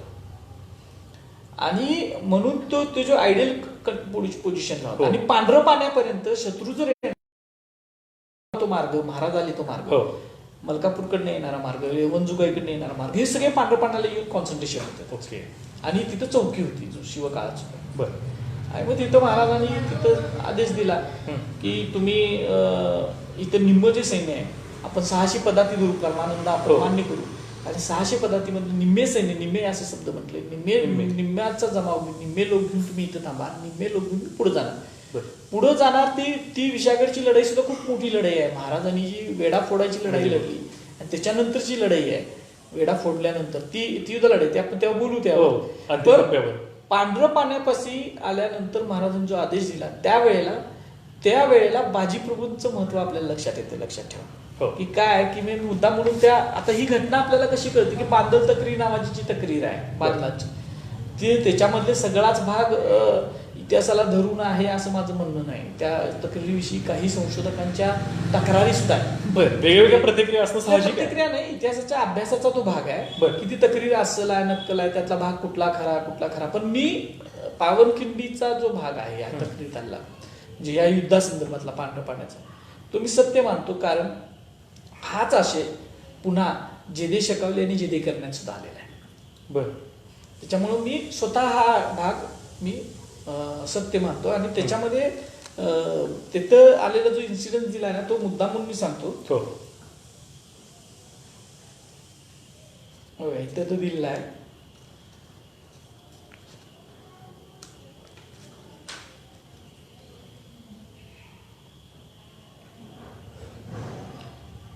महाराजांच्या विजापूरहून फौजेनिसी आला कोण, नामदादहून किल्ले पन्हाळ्यास आला. महाराजांनी कुल जमाव उतरला तेव्हा रायजी नाईक उतरला, म्हणजे तिथपर्यंत उतरला पाहिजे. रायजी नाईकास बोलावले आणि हुकूम फरमावला, जे तुम्ही व सर्णोबत व लोक घेऊन युद्धास जाणे, गनीम जोरावर राहता नाही म्हणून हुकूम केला. त्यास बाजी प्रभू सर्णोबत याही अर्ज केला की रायजी नाईक नेमते आहे, संततीही झाली नाही. आम्ही व लोक साहेब कामावरी आलो, या उपरी निदान आले मागे कबिले आहेत, त्याचे व रायजी नाईक नेमता आहे, याचे उर्जित करणार महाराज धनी आहे. म्हणून रायजी नाईक यासी हाती देऊन पायावरी डुई ठेवून जमाव सुद्धा गडाखाली उतरले आणि तुंबळ युद्ध झाले वगैरे असं याच्यामध्ये दिले. ऍक्च्युली ते गडाखाली उतरले वगैरे म्हणजे ते आपण थोडंसं हे करावं लागेल की पन्हागडाखाली उतरले आणि मग ते तुंबळ युद्ध दिले असं याच्यातून धरावं लागतं. पण बाजीप्रभूंनी महाराजांना तिथं सांगितलं की बाबा रायजी नाईक लहान आहे, त्यावेळेला कदाचित रायजी नाईकांचं वय लहान असावं, त्यांचा नेमता असा उल्लेख त्याच्यानंतर सुद्धा आणि म्हणजे 1960ला घटना घडली तर 2-3 वर्षानं सुद्धा परत नेमता असा उल्लेख येतो, म्हणजे ते रायजी नाईक लहान असावेत. आणि मग त्यावेळेला मग बाजीप्रभूंनी सांगितलं की तुम्ही पुढे जावा, जे प्रसिद्ध आहे की बाकी जे आहे लाख मेला तरी चालेल, लाखाचा पोशिंदा जगला पाहिजे, हे कवीची कल्पना आहे किंवा ही कल्पना काल्पनिक आहे. पण ते सगळं तिथं घडलं. आणि युद्धशास्त्राच्या दृष्टीनं पांढरं पाण्याला महाराजांनी शत्रूला अडवणं किंवा महाराजांच्या सैन्यानं अडवणं हे गरजेचंच होतं. आणि जर अडवलं नसतं आणि सगळंच सैन्य म्हणजे 600 जे सैन्य आहे हे सगळं सैन्य जर विशाळगडापर्यंत गेलं असतं तर विशाळगडाला सूर्यराव सुर्वे आणि जसवंतराव दळवी या आदिलशाही सैन्याचा वेढा होता. बरोबर. पाठीमागून येणारं सिद्धी मसूदचं सैन्य आणि ह्यांचं सुर्व्यांचं आणि दळव्यांचं सैन्य, ह्या दोघांच्या मध्ये शिवाजी महाराजांच्या सैन्याचं सँडविच झालं असतं आणि पूर्ण पराभव झाला असता. बरोबर. कदाचित जीवाला सुद्धा अपाय झाला असता. कारण पुढून सुद्धा सैन्य आणि ते ताज्या दमाच होतं, वेडा घालून बसलं विशाळगडचं सैन्य. त्यांचा वेडा होता खूप वर्ष, जसा पन्हाळ्याला वेडा पडला तसा विशाळगडला सुद्धा वेडा पडला तो. बरं. त्यामुळे तो वेडा होता, पण तो एवढा मजबूत नव्हता कारण सुर्व्यांचा आणि दळव्यांचा होता. सिद्धी जोहर स्वतः इथं होतं, पण तो सगळा वेडा होता. मग महाराजांनी जी युद्धनीती वापरली त्याच्यामध्ये की, आणि ही युद्धनीती सगळीकडे वापरली जाते सैन्यामध्ये, जगाच्या इतिहासाचा अभ्यास केला सैन्याच्या युद्धांचा या सगळ्या गोष्टीचा, तर ती सगळीकडे वापरली जाते. पण ती कशी वापरायची आणि कुठं वापरायची ह्याच्यासाठी खूप भूगोलाचा अभ्यास लागतो, सैन्याचा अभ्यास लागतो, शत्रूच्या सैन्याचा अभ्यास लागतो. आणि महाराज ह्याच्यामध्ये कुशल होते ह्याच्यातनं लक्षात. पांढरं पाण्याला त्यांनी थांबायला सांगितलं निम्या सैन्याला की जेणेकरून कुठूनही शत्रू येऊ दे. समजा सिद्धी जोहरनं इकडं 3 दरवाजाच्या पायथ्याला असणाऱ्या सैन्याला सुद्धा आदेश दिले असतील आणि तो जर यायचा झाला तर तो येळवणजुगाईच्या मार्गे पांढरं पाण्याकडे येऊ शकत होता. बरोबर. किंवा विशाळगडाकडे जाऊ शकत होता, पण इकडे येऊ शकत होता. जर आपण ज्या मार्गाने आलो, शिवाजी महाराजांचं सैन्य ज्या मार्गाने आलं त्या मार्गाने जर शत्रू यायचं ठरलं तर तो पांढरं पाण्याला त्याला यायला लागतं. किंवा मलकापूरकडनं जर त्याला यायचं असेल राजमार्गाने तरी ते पांढरं पाण्यापाशी यावं लागतं. आणि पांढरं पाण्यापासून ते विशाळगडापर्यंत, म्हणजे खास विशाळगडाच्या अलीकडपर्यंत, म्हणजे जिथं टेंभुर्णीवाडी म्हणून गाव आहे खाली त्या घाटाच्या, त्याच्यापर्यंत एकच रस्ता आहे. बरं. आणि तो फरसबंदी मार्ग आहे, तो प्राचीन व्यापारी मार्ग आहे, त्याच्यावर फरसबंदी आहे आज सुद्धा. तिथं महाराजांनी सांगितलं सैन्याला की तुम्ही तिथं अडवा. आणि मग ह्याच्यामध्ये आपल्या असं लक्षात येतं की त्या डचांच्या पत्रामध्ये असं म्हटलं की मराठ्यांच्या सैन्याने, म्हणजे शिवाजी महाराजांच्या सैन्याने स्वतःच नुकसान न होऊ देता हे जो सिद्धी मसूद जो आला होता त्याच्याकडे 2000चं घोडदळ आणि 2000चं पायदळ आणि 1000 घोडदळ होतं. हे जो आला ह्याला स्वतःचं नुकसान म्हणजे स्वतःच्या सैन्याचं नुकसान न होऊन देता त्या पांढरं पाण्यापासून थोपवलं त्या मार्गावर थोपवलं. बरोबर. त्यालाच गजापूरची घाटी किंवा घोडखिंड म्हटलं जातं. मगाशी सर तुम्ही उल्लेख केला फरसबंदी. फरसबंदी म्हणजे नक्की काय हे सुद्धा कळलं पाहिजे. कशा प्रकारचं स्ट्रक्चर आहे? आता जसं आपण पेविंग ब्लॉक घालतोय ना, हो अगदी जिथे जिथे चिखल होतोय किंवा असं, तशा पद्धतीचं ते दगडी पेविंग ब्लॉक म्हणा थोडक्यात. बरोबर. आणि तो प्राचीन पद्धतीनं विशागडावर तुम्ही आजही गेला तर ते त्यावेळीचे ते स्ट्रक्चर सगळं आहे. किंवा अनेक किल्ल्यांवरनी तसं, किंवा मार्गांवरनी, जुन्या घाट मार्गांवरनी तर खास अशा पद्धतीची फरसबंदी घातली असेल. ती कुठं कुठं घातली जाते? जिथं चिखल होतोय त्यावेळेचा रस्ता, त्यावेळेचा तो रस्ता आहे, म्हणजे ट्रेड रूट असेल किंवा राजमार्ग असेल तिथं ते म्हणजे man-made रस्ता त्यावेळेचा. जिथं ओढे पार करतात किंवा जिथं चिखल होतं, जिथं चिखल झाल्यामुळे चालायला त्रास होईल किंवा ह्याला होईल, त्या ठिकाणी ती फरसबंदी घातली होती. आणि ही पन्हाळा ते विशागडच्या मार्ग अनेक ठिकाणी अजून सुद्धा आहे. म्हणजे खास करून आम्ही ती पावनखिंडीच्या परिसरातली, म्हणजे पांढरपाण्याच्या परिसरातली खूप आम्ही भाग त्याचे टप्प्याटप्प्याचे आहेत, 1-2 किलोमीटरच्या ते शोधून काढले. सांगायचा हा विषय होता की महाराजांच्या त्या बांधलवीरांनी आणि बाजी प्रभू देशपांडेंनी जे तिथं शौर्य गाजवलं, पांढरपाणी त्या सगळ्या, आता आपण खिंड म्हणतो खिंडीमध्ये, हे साधं शौर्य नाही. त्याच्यामध्ये नुसतं शौर्य नाही तर त्याच्यामध्ये डोकं सुद्धा आहे. बरोबर. म्हणजे शत्रू इतका असताना, एवढ्या मोठ्या संख्येनं असताना, स्वतः इतकं चालत येऊन दमलेला असताना, कारण तुम्ही रात्रभर चालल्यानंतर झोप नाही म्हणल्यानंतर तर पहिल्यांदाच हे होतं. शरीरानं साथ दिली पाहिजे. शरीराने साथ देणं, झोप नाही, पाणी नाही, खायला काय काय जेवढं भाकऱ्या बिकऱ्या बांधून घेतल्या असेल ते असेल, ते मध्ये मध्ये कुठं खाल्लं नाही खाल्लं, अखंड रात्री आणि येणाऱ्या सैन्याला थांबवायचं ही साधी गोष्ट नव्हती. मग त्यामध्ये महाराजांनी मग बखरीतनी काही उल्लेख आहेत की दगडाचे बैते बांधले, म्हणजे दगड जे आहेत गोटे सगळे घेतले, गोफणी दगड, गोफणीतनं दगड फेकले जायचे, आणि त्याच्यानंतर धनुष्यबाण हे त्याच्यातलं प्रमुख युद्धातलं. मगाशी सांगितलं बांदलांचं बांदलांचं प्रमुख शस्त्र, त्याच्यात प्रवीण असावेत. बांदल म्हणून त्यांचं नाव पडलं ना, बांदल, बाणाचं दल, म्हणजे जे बाण वापरण्यामध्ये कुशल आहे, एक्सपर्ट आहे त्यांचं सैन्य, त्यांनी ते बरोबर बाण. आणि त्यावेळेचा जो बाक म्हणायची त्याला, खरं तर तो जो बाण असायचा ना तो खूप प्रभावी आहे. म्हणजे तो लोखंडाचा सुद्धा असतो आणि ह्याच्या सुद्धा, शिंगाच्या ह्याच्या सुद्धा केला जातो. म्हणजे ते साधे नव्हते, काही दुर्मिळ आहेत खूप, पण तुम्ही आज सुद्धा म्युझियम मध्ये बघू शकता. लोखंडाचे जे बाक म्हटलं जाते त्याचा जो मारा आहे तो खूप लांब पर्यंत जातोय आणि सटीक असतो. म्हणजे साधे धनुष्य जे आहेत त्याचा वेगळा, आणि बाक जे असतात त्याचा एकदम जबरदस्त मारा जातो. आणि त्याच्यामुळे जर तुम्ही झाडीत लपला किंवा पुढं सैन्य आहे, पावसाळ्यात काय बरकंदाज आणि हे बरकंदाज म्हणजे बंदुका त्या चालायला शक्य, म्हणजे प्रॅक्टिकली शक्य नव्हतं, कारण मुसळधार पाऊस आणि ती दारू सगळी भिजली की एकदा त्याच्यातलं हे शक्यच नाही. त्याच्यामुळे ज्या तोड्याच्या बंदुका होत्या त्यावेळेच्या बंदुका होत्या त्यावेळेला, त्या चालणं शक्य नव्हतं. मग त्यामुळे लांब पल्ल्याचा हत्यार मारा करायचं म्हणजे बाण होतं. आणि त्या बाणानी आणि या गोफणीच्या दगडाने वगैरे की शत्रूच्या सैन्याला थोपवून धरलं. आणि मग महाराजांना सुद्धा पुढे गेल्यानंतर विशागडचा वेढा फोडायचा होता. महाराज विशागडचा वेढा फोडला महाराजांनी आणि परत विशागडावर गेले.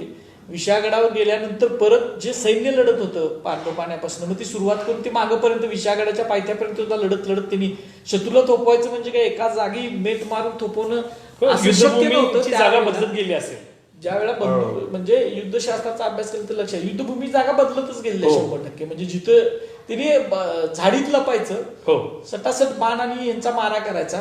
बाण येतात म्हणून थांबते ना शत्रू, घाबरतात ना शेवटी, जसं बंदुकीच्या गोळ्यांना घाबरतात बरोबर, तसं थोपवत थोपवत ते विशागडाच्या पायथ्यापर्यंत सैन्य आला असावं. म्हणजे पायथ्या म्हणजे एकदम पायथ्या नका धरू तुम्ही, असं लांबपर्यंत. आणि मग महाराजांनी विशागडावर स्वतः महाराज त्यावेळेला महाराजांच्या संदर्भाकडे आपण येऊयाच. पण तो एक प्रसिद्ध संदर्भ जो सांगतायत की तोफेचा इशारा द्या, त्याच्यानंतरच मग इथलं जे सैन्य होतं ज्यांनी थोपवलेलं होतं ते मग जंगलामध्ये, हा बकरीत तसा उल्लेख आहे, बकरीत उल्लेख आहे. पण जी साधनं बघितल्यानंतर असं लक्षात येतं की महाराज गडावर पोहोचले आणि महाराजांनी बघा बाजीप्रभू जर खिंडीत दारातीर्थी पडले असतील तर एवढं मोठं सैन्य आल्यानंतर परत बांधल तक्रीमध्ये त्याचा उल्लेख आहे की बाजीप्रभूंचं शव महाराजांनी स्वतः नजरेनं पाहिलं म्हणून. आणि रायजी नायकांनी तिची विल्हे लावली, म्हणजे रायजी नायकांनी त्यांचं दहन केलं. म्हणजे त्यांच्या सगळ्या रायजी नाईक म्हणजे त्यांच्याबरोबर सगळी मंडळी होती, रायजी नाईक होती. महाराजांनी सांगितलं की रायजी नाईक तुम्ही जावा, त्यांचं आता दहन करा, जे काही व्यवस्था आहे ती करा म्हणून. ते शव आणण्यासाठी सैन्य पाहिजे ना. महाराजांनी ताज्या दमाचं सैन्य विशागडाच्या खाली पाठवलं. याच्यामध्ये शिवभारतामध्ये उल्लेख आहे आणि त्याच्यामध्ये कन्फ्युजन खूप झालं लोकांचं तेच की म्हणजे की तिथंच थांबले आणि तिथंच धारातीर्थी पडले असं नाहीये. धारातीर्थी पडले असले तिथं तरी परत महाराजांनी सैन्य पाठवलं त्यांच्या मदतीला. ताज्या जमाचं विशागडावरचं जे ताज्या दमाचं सैन्य होतं त्या सैन्यानं येऊन या सैन्याला परत त्यांनी, आता हे लष्करी टर्म्स आपण वापरत नाही मुद्दा म्हणून ते की त्यांना त्यांनी रसद पुरवली. हो, खालच्या त्यांना बॅकअप दिला थोडक्यात. बरोबर. आणि मग ते जे त्यांची प्रेत वगैरे जे सगळे ते घेऊन परत सगळे विशागडला आले. बरं. आणि महाराज सुद्धा विशागडाच्या पायथ्याला लढले. खरं. वेढा फोडायला तर लढावंच लागलं त्यांना. आणि त्याबरोबर वरून जे सैन्य महाराजांचं जे आलं विशागडावरून त्यांनी जो पराक्रम केला त्यावेळेला तो वेढा विशागडावरचा विस्कटून गेला असे उल्लेख आहेत सगळे. आणि मग त्याच्यातनं मग हे सगळी जी मंडळी आहेत जे सोल्जर्स होते, बाजीप्रभू आणि रायजी नायक आणि ही सगळी मंडळी, बाकीची सगळी म्हणजे रायजी नायकाची मंडळी सगळी बांधलांची, ही सगळी परत वर गेली. आणि त्याच्यामध्ये बांधल म्हणजे नुसतं बांधल आडनावाची माणसं, बांधलांचा जो जमा होता त्याच्यामध्ये अनेक लोक असतील. आता नवीन संदर्भ यायला लागलेत खूप वेगवेगळे, म्हणजे शिंदे होते, खापटे होते, अशी नावं येतात. कारण ती जी पिसावरे आणि बांधलांच्या सैन्यात असणारी जी मंडळी होती ती येतील पुढे हळूहळू जसा आपला इतिहासाचा अभ्यास होईल तसा पुढे येईल. पण त्यांनी तिथं 300 लोकांनी ते थांबले. त्यांनी महाराजांना पुढे जाण्यासाठी वेळ दिला आणि त्याचं नेतृत्व, जे काही लढाई झाली त्याचं जे सरनोबत बाजीप्रभूंनी नेतृत्व त्याचं केलं. बरोबर. हे आपल्याला इतिहासाला मान्य करावं लागतं. तर बाजीप्रभू देशपांडे होते. हे परत मान्य का करावं लागतं की परत पुढचं एक भाग आहे की ज्यावेळेला जेदे शेकावली जेदे करीनाचा उल्लेख आपण घेतो त्यावेळेला बाजीप्रभू देशकुलकर्णी ठार झाला बरं या युद्धामध्ये, असं त्याचे उल्लेख आहेत सगळे. हा उल्लेख आहेत त्याच्यामध्ये. हे महाराज पण वरती ज्यावेळी गेले विशागडावरती स्वतः लढले असं तुम्ही आता उल्लेख केला. वेढाफोडाला लढावंच लागलं. ते बरोबर. विशागडची पोझिशनच अशी आहे. विशागड हा बंधारियाचा किल्ला आहे. शिवकाळात त्याला तसा टर्म वापरला जायचे. बंधारियाचा किल्ला म्हणजे काय की सह्याद्रीचा मुख्य जो बांध आहे त्या मुख्य बांधाला पासून सुटावलेले जे किल्ले आहेत, म्हणजे बांधापासून जरासे सुटावलेले आणि एका चिंचोळ्या वाट्याने जोडलेले, त्याला बंधारियांचे किल्ले म्हणायचे. म्हणजे रांगणा बंधारियाचा किल्ला आहे, गगनगड जो आहे तो आपला बंधारियाचा किल्ला आहे, विशागड बंधारियाचा किल्ला आहे. तर त्यामुळं त्याला जाण्यासाठी दुसरा मार्गच नाही आहे. त्याला एकच मार्ग, पूर्व दिशेला जो बुंडा दरवाजा, आज आपण म्हणतो बुंडा दरवाजा किंवा त्याच्या खाली जे दरवाजे होते 4-5, त्या मार्गातून खंदक पार करून मगच विशागडला जायचं. आणि विशागडला जर तुम्हाला जायचं असेल तर त्याच्या भोवती तुम्ही सैन्याचा तळ देऊन बसला, छावणी टाकून बसला की तो पॅकच होतो मार्ग. म्हणजे तिथून तुम्ही पुढे जाऊ शकत नाही. एकमेव मार्ग आहे विशागडला. तिकडून काळ दरवाजाकडचा मार्ग आहे तो खूप लांबून कोकणातून साखरपा वगैरे असं माचकून गोकडनं. पण इकडून येताना म्हणजे देशावरून जर विशागडावर जायचं असेल तर पूर्व दरवाजाचाच विशागडचा मार्ग, आणि तिथंच यांची वेढा घालणाऱ्यांची हे असल्यामुळे महाराजांना तो वेढा फोडावाच लागला. हे शस्त्र एक आहे त्याचा उल्लेख आहे. महाराज इथं 2 पट्टे हातामध्ये घेऊन लढले असा काय उल्लेख आहे? हा, महाराजांनी हातात पट्टे चढवून स्वतः लढाई केली आणि वर गेले असे ह्याच्यामध्ये उल्लेख आहेत. त्याचे एका साधनामध्ये त्याचे उल्लेख आहेत की दोन्ही हातात 2 पट्टे घातले आणि महाराज लढले आणि वर विशागडावर गेले आणि मग त्यांनी ते तोफांचे बार केले आणि सैन्य पाठवलं, असे त्याचे उल्लेख आहेत त्याच्यामध्ये. बरोबर. म्हणजे एकंदरीत महाराजांनी वरती पोहोचल्यानंतर ताज्या जमातचं सैन्य जे आहे ते खाली पाठवलं. शिवभारतच तसं सांगतं. आणि युद्धावर नियंत्रण मिळवण्याचा प्रयत्न केला. तर शिवभारतामध्ये पावनखिंडीचा, बाजीप्रभूचा उल्लेखच नाही. बरं. तर ह्या साधनामध्ये का नाही माहित नाही, पण महाराज पनागडावरून निष्ठून गेले शिवाय कशा त्यांचा तो उल्लेख नाही. पण दुसऱ्या साधनात मिळतात. आपले साधनच असे आहेत इतिहासात की कणाकणाने इतिहास गोळा करावा लागतो. खरं. आणि त्याचं परत परीक्षण करावं लागतं की बाबा तो खरा आहे काय. मग ह्याच्यात बाजीप्रभूचा उल्लेख नाही म्हणजे बाजीप्रभू नव्हते असं नाही. कारण जेदे शेकावली जेदे करण्यामध्ये त्यांचे उल्लेख आहेत. महाराजांचं स्वतःचं पत्र आहे त्याच्यामध्ये, बांधल तक्रीमध्ये उल्लेख आहे. मग ह्याच्यामध्ये ही जी साधना आहे ती सगळीच खोटी बनवलेली नसतात. सगळ्याच अंश त्याचा खोटा. सांगोपांग इतिहास जो आहे तो वेगळा सांगोपांग इतिहास वेगळा, पण ही साधना आहेत ना इतिहासाची. जेदे शेकावली जेदे करीना हे मराठ्यांच्या इतिहासाचं, शिवाजी महाराजांच्या इतिहासाचं एक प्रमुख साधन आहे. त्याच्यामध्ये उल्लेख आहेत त्यांचे, बांधलांचे उल्लेख आहेत. अज्ञानदासाच्या पोवाड्यात तर असं म्हणले की जसं अंगद हनुमंत श्रीरामाला तसे जेदे बांधल शिवाजी राजाला. अज्ञानदासाचा जो पोवाडा शिवाजी महाराजांचा सदरेवर झालेला पोवाडा आहे तो अफजल खानाच्या वधाचा पोवाडा, खूप प्रसिद्ध वाटतं. इतिहासाचं साधन आहे.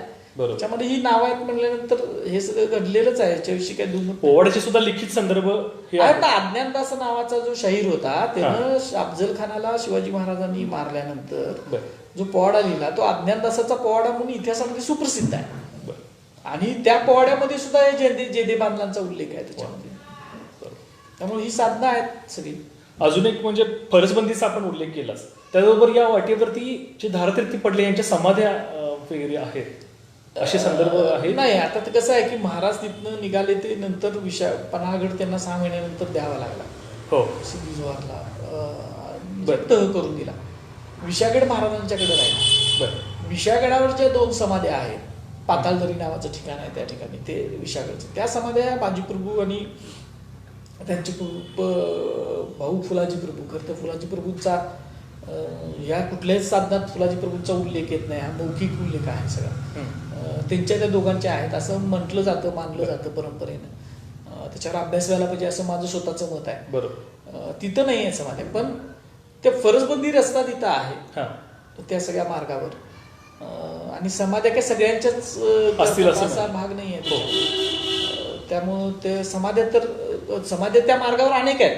हो, त्या परिसरात सुद्धा खूप समाधी आहेत. पण ही समाधी ही समजा एक समाधी आहे, तर ही समाधी ही ह्यांचीच म्हणजे त्या युद्धामध्ये वारलेला धारातीर्थी पडलेला कुठला सैनिक आहे त्याचीच असं सांगणारी कागदपत्र नाहीये. अजून काही संदर्भ आहे त्याच्यामध्ये? विठोजी काटेंचा संदर्भ आहे, खूप नावं येतात. संभाजी जाधव जे आहे त्यांचाही उल्लेख आहे. शंभूसिंह जाधव उर्फ संभाजी जाधवांचा एक उल्लेख येतो. हो, त्याच्यावर खरं तर ते होते याच्याविषयी माझं मत क्लिअर आहे. बरं. पण त्याच्यासाठी जी मांडणी करावी लागेल ती मांडणी अजून प्रॉपर झालेली नाही. त्याचे माझ्या सुद्धा स्मृतीतून त्यांचा संदर्भ जो होता तो आता गेलेला आहे. पण 100% शंभूसिंह जाधव, संभाजी जाधव जे धनाजी जाधवांचे संताजी घोरपडे आणि धनाजी जाधव जी आपल्याकडे ती जोडगोळी होती. धनाजी जाधवांचे हे ते सेनापती धनाजी जाधवांचे ते पिताजी. ते सिंदखेडवरून जिजाऊंच्या बरोबर तिथे आले आणि मग शंभूसिंह होते. खरं तर शिवभारतामध्येच ते यादव म्हणून येते, ते यादवांचे जे उल्लेख आहेत, यादव राजा तो म्हणजे शंभूसिंहाचा असावा असं मला वाटतं. आणि दुसऱ्या एका साधनामध्ये शंभूसिंहाचा एक उल्लेख येतो, तो सिंदखेडकर भाटांचे जे हे आहे त्याच्यामध्ये ते आहे साधन. अजून त्याचं मी परीक्षण स्वतः केलेलं नसल्यामुळे, पण शंभूसिंह जाधव होते, विठोजी काटेंचं नाव येतं, हैबतराव बांधलांचं नाव येतं. अशी काही नावं आहेत. आणि असं साहजिक आहे की ज्या अर्थी 600 पदाती गेले, 600 पायदळ गेले, त्या अर्थी 600 जणांची नावं पाहिजेत. आज आपल्याला 4-5 नावच मिळतात. त्यातलं शंभूसिंहांचं एक नाव आहे, विठोजी काटेंचं आहे, हैबतराव बांधलांचं सुद्धा आहे. त्याचं कन्फर्मेशन फक्त इतिहासाचं अजून माझ्या दृष्टीनं झालेलं नाही, त्यामुळे मी त्याच्यावर जास्त प्रकाश. नक्कीच पुढच्या या काळामध्ये त्याचं संशोधन व्हावं आणि हे जे सगळे सेनानी होते तिथे जे लढले, धारातीर्थी पडले, यांचा सुद्धा इतिहास चांगल्या पद्धतीने आपल्यापर्यंत पोहोचावा अशी आशा आपण बाळगायला नाही येईल ना. आता इतिहासाचं मला सांगा, ह्याच्या अगोदर खूप कमी वेळेला आपण बांधलांचं नाव घ्यायचं. तुम्ही मगाशी म्हटलं शिवाकाशीदांचा सुद्धा उल्लेख फार वेळानं आपल्याला नंतर आला ना, पण तेच सांगतो ना. आणि अजून काही संशोधक त्याला मान्य, एवढा ठोस धडधडीत पुरावा असताना डच कागदपत्राला मान्यता देत नाही. बांधलांचं नावच कोण घेत नव्हतं याच्या अगोदर. जे बांधल सैनिक लढलं, बरं त्याला कितीतरी पुरावे आहेत, म्हणजे त्यांची स्वतःची बांधल तक्रार तर आहेच, पण त्याच्यामध्ये शिवभारताचा पुरावा आहे, त्याच्यामध्ये शिवभारताचा नाही, त्याच्यामध्ये जेदे शकावलीचा आहे, जेदे करण्याचा पुरावा आहे. ते असं असताना बांधल सैन्याचं नावच कोण घेत नव्हतं. आता सुदैवानं ज्यावेळेला आम्ही ते सुरुवात केली 2000 सालाच्या अगोदरपासून, म्हणजे आता जवळजवळ 20 वर्ष झाली, त्यावेळेला इतिहासाचा अभ्यास करताना आमच्या लक्षात आलं की यार नाही, इथं कदाचित आपलं नुसते बाजी प्रभू नाही आहे, बाजींच्या बरोबर वीर बाजी प्रभूंच्या बरोबर बांधल सुद्धा आहे, त्यांचा सुद्धा पराक्रम आहे. अनेक लोक आहेत, शंभूसिंह जाधव आहेत, त्यांचा पराक्रम आहे, विठोजी काटे आहेत, त्यांचा पराक्रम आहे. हळूहळू लोकांच्या पर्यंत हा इतिहास येईल का, तर अजून आता आपल्या मराठ्यांच्या इतिहासाची साधनं अजून उजेडात यायला लागलेली आहेत. बरोबर, सगळी साधनं आलेली आहेत उजेडात आणि परफेक्ट झालेला इतिहास असा भाग आहे. आणि त्याच्यामुळे तो येईल. आणि जसं बांधलांचं सैन्य जसं हे झालेलं आहे की बांधल, जसं आता ठरलं की बांधलांचं कन्फर्म झालं की बांधल सुद्धा लढले, खरं तसं अनेक नावं त्याच्यामध्ये येतील. पण त्या सैन्याचं खिंडीत लढलेल्या पांढरपाण्यापासून म्हणजे पावनखिंडीत थोडक्यात धरातील लढलेल्या सैन्याचं नेतृत्व बाजी प्रभू देशपांडेंच्याकडेच होतं, हेच साधनं सांगतात, हेच आपण मान्य करावं लागतं. आज आपण इतिहासामध्ये काही लोक अतिरेक करून बाजीप्रभू नव्हता त्याचा काय संबंध नाही असं जे काय सांगतात हे इतिहासाला धरून नाही. बरोबर. आणि ज्यांना ती मांडणी करायची आहे त्यांनी ठोस पुरावे आणावेत. बरं, ह्याला क्रॉस देणारे, ह्याला छेद देणारे, जयदे शेकावली, करीना असेल, बांदल तक्ते असेल, ह्या गोष्टींना छेद देणारे पुरावे आले तरी त्याचं परीक्षण करावं लागेल ना परत. अगदी बरोबर. नाहीतर मग या सगळ्या गोष्टी ज्याच्या आधारावर शिवाजी महाराजांचा इतिहासाचा डोलारा उभा आहे खऱ्या अर्थानं, जयदे शेकावी, जयदे करीना असेल किंवा हे पत्रकार संदर्भ, हे आपण टाळूच शकत नाही. अगदी बरोबर. तो कोसळून जाईल ना. त्यामुळं हे नवीन संदर्भ आले तर ते इतिहासाच्या कसोटीवर ते तासून बघितल्यानंतर आपण मान्य करावं लागेल. आता मी आपल्याला सांगितलं फुलाजी प्रभूंचं नाव येत नाही कुठल्या साधनात. म्हणजे बाजी फुलाजीची एक कथा आहे, ती नंतरची आहे, ती मराठ्यांच्या इतिहासाच्या साधनेमध्ये छापलं ते की ते दुसरे बाजी फुलाजी आहेत. आता त्यामुळे त्याचा संदर्भ ह्याच्या पावनखिंडीच्या युद्धाच्या संदर्भात फुलाजी प्रभूंचा उल्लेख आतापर्यंत कुठं काय आलेला मला तरी म्हणजे कुठल्या साधना दिसला नाही. पण बाजीप्रभूंचं नाव मात्र वारंवार कायम येतं आणि ते आपल्याला सेनापती म्हणून बाजीप्रभूंचं शौर्य, त्यांचा त्याग हे आपल्याला मान्य करावं लागतं. जसं बांधलांचं आपण मान्य करतो तसं बाजीप्रभू देशपांडेंचं सुद्धा मान्य करावं लागतं. खरं तर देशपांडे म्हटल्यानंतर महाराष्ट्रामध्ये जो वाद आहे की ब्राह्मणेतर वाद ते ब्राह्मण असतील म्हणून, तर बाजीप्रभू ब्राह्मण नाही आहे. अगदी बाजीप्रभू देशपांडे हे कायस्थ क्षत्रिय प्रभू, आपण सीकेपी म्हणतो, कायस्थ क्षत्रिय प्रभूच त्यांना. म्हणजे त्याच्या दृष्टीनं जर बघून कोण बाजीप्रभूंवर अन्याय करत असेल तर तसं सुद्धा कोणी, आणि समजा जर एखाद्या वृत्तानं पराक्रम गाजवलाच असेल तर तो मान्य करावं लागेल नाही, ते सगळं प्रश्नच नाही. तर त्या दृष्टीनं कोण बघत असेल तर बाजीप्रभू असतील, मुरारबाजी देशपांडे असतील, हे ब्राह्मण कम्युनिटी नाही, ते कायस्थ क्षत्रिय प्रभू. आणि महाराज स्वतः गेले, म्हणजे महाराज जसे बांधलांच्याकडे, महाराज विशाळगडावरून राजगडकडे जाताना ते दिपाऊ आवाजी होती बांधलांची, त्या दिपाऊ आवांच्याकडे गेले, त्यांचं त्यांनी सांत्वन केलं. त्यांनी बाजीप्रभूंच्या घरी जाऊन महाराजांनी सांत्वन केलं. बांधल तर सांगते आपल्याला, म्हणजे विशाळगडातून महाराज राजगडावर गेले. मग महाराजांचं माणसं जोडायचं ह्याच्यामध्ये हे न दिसतं की आता लढले गेले संपलं त्यांचं काय नाही. आणि ते महाराजांच्या दृष्टीनं सुद्धा हे जे सैन्य लढलं ना बांधलांचं, ते महाराजांना सुद्धा तिचं एवढं आश्चर्य वाटलेलं आहे किंवा महाराजांच्या दृष्टीने त्यांचा पराक्रम सुद्धा खूप मोठा होता. कारण अफजल खानाची लढाई झाली प्रतापगडच्या पायथ्याला, त्याच्यानंतर जयदे देशमुखांना दरबारातल्या पहिल्या तलवारीचा पानाचा मान दिला होता. तो महाराजांनी ही लढाई झाल्यानंतर कान्होजी नाईकांना त्यांनी सांगितलं की बांधलांनी पराक्रमाची शर्त केली आणि ते खस्त झाले तिथं. आणि त्यामुळं तलवारीचं जे मान आहे तो तलवारीचा दरबारातला, तर तो बांधलांना द्यावा लागतो.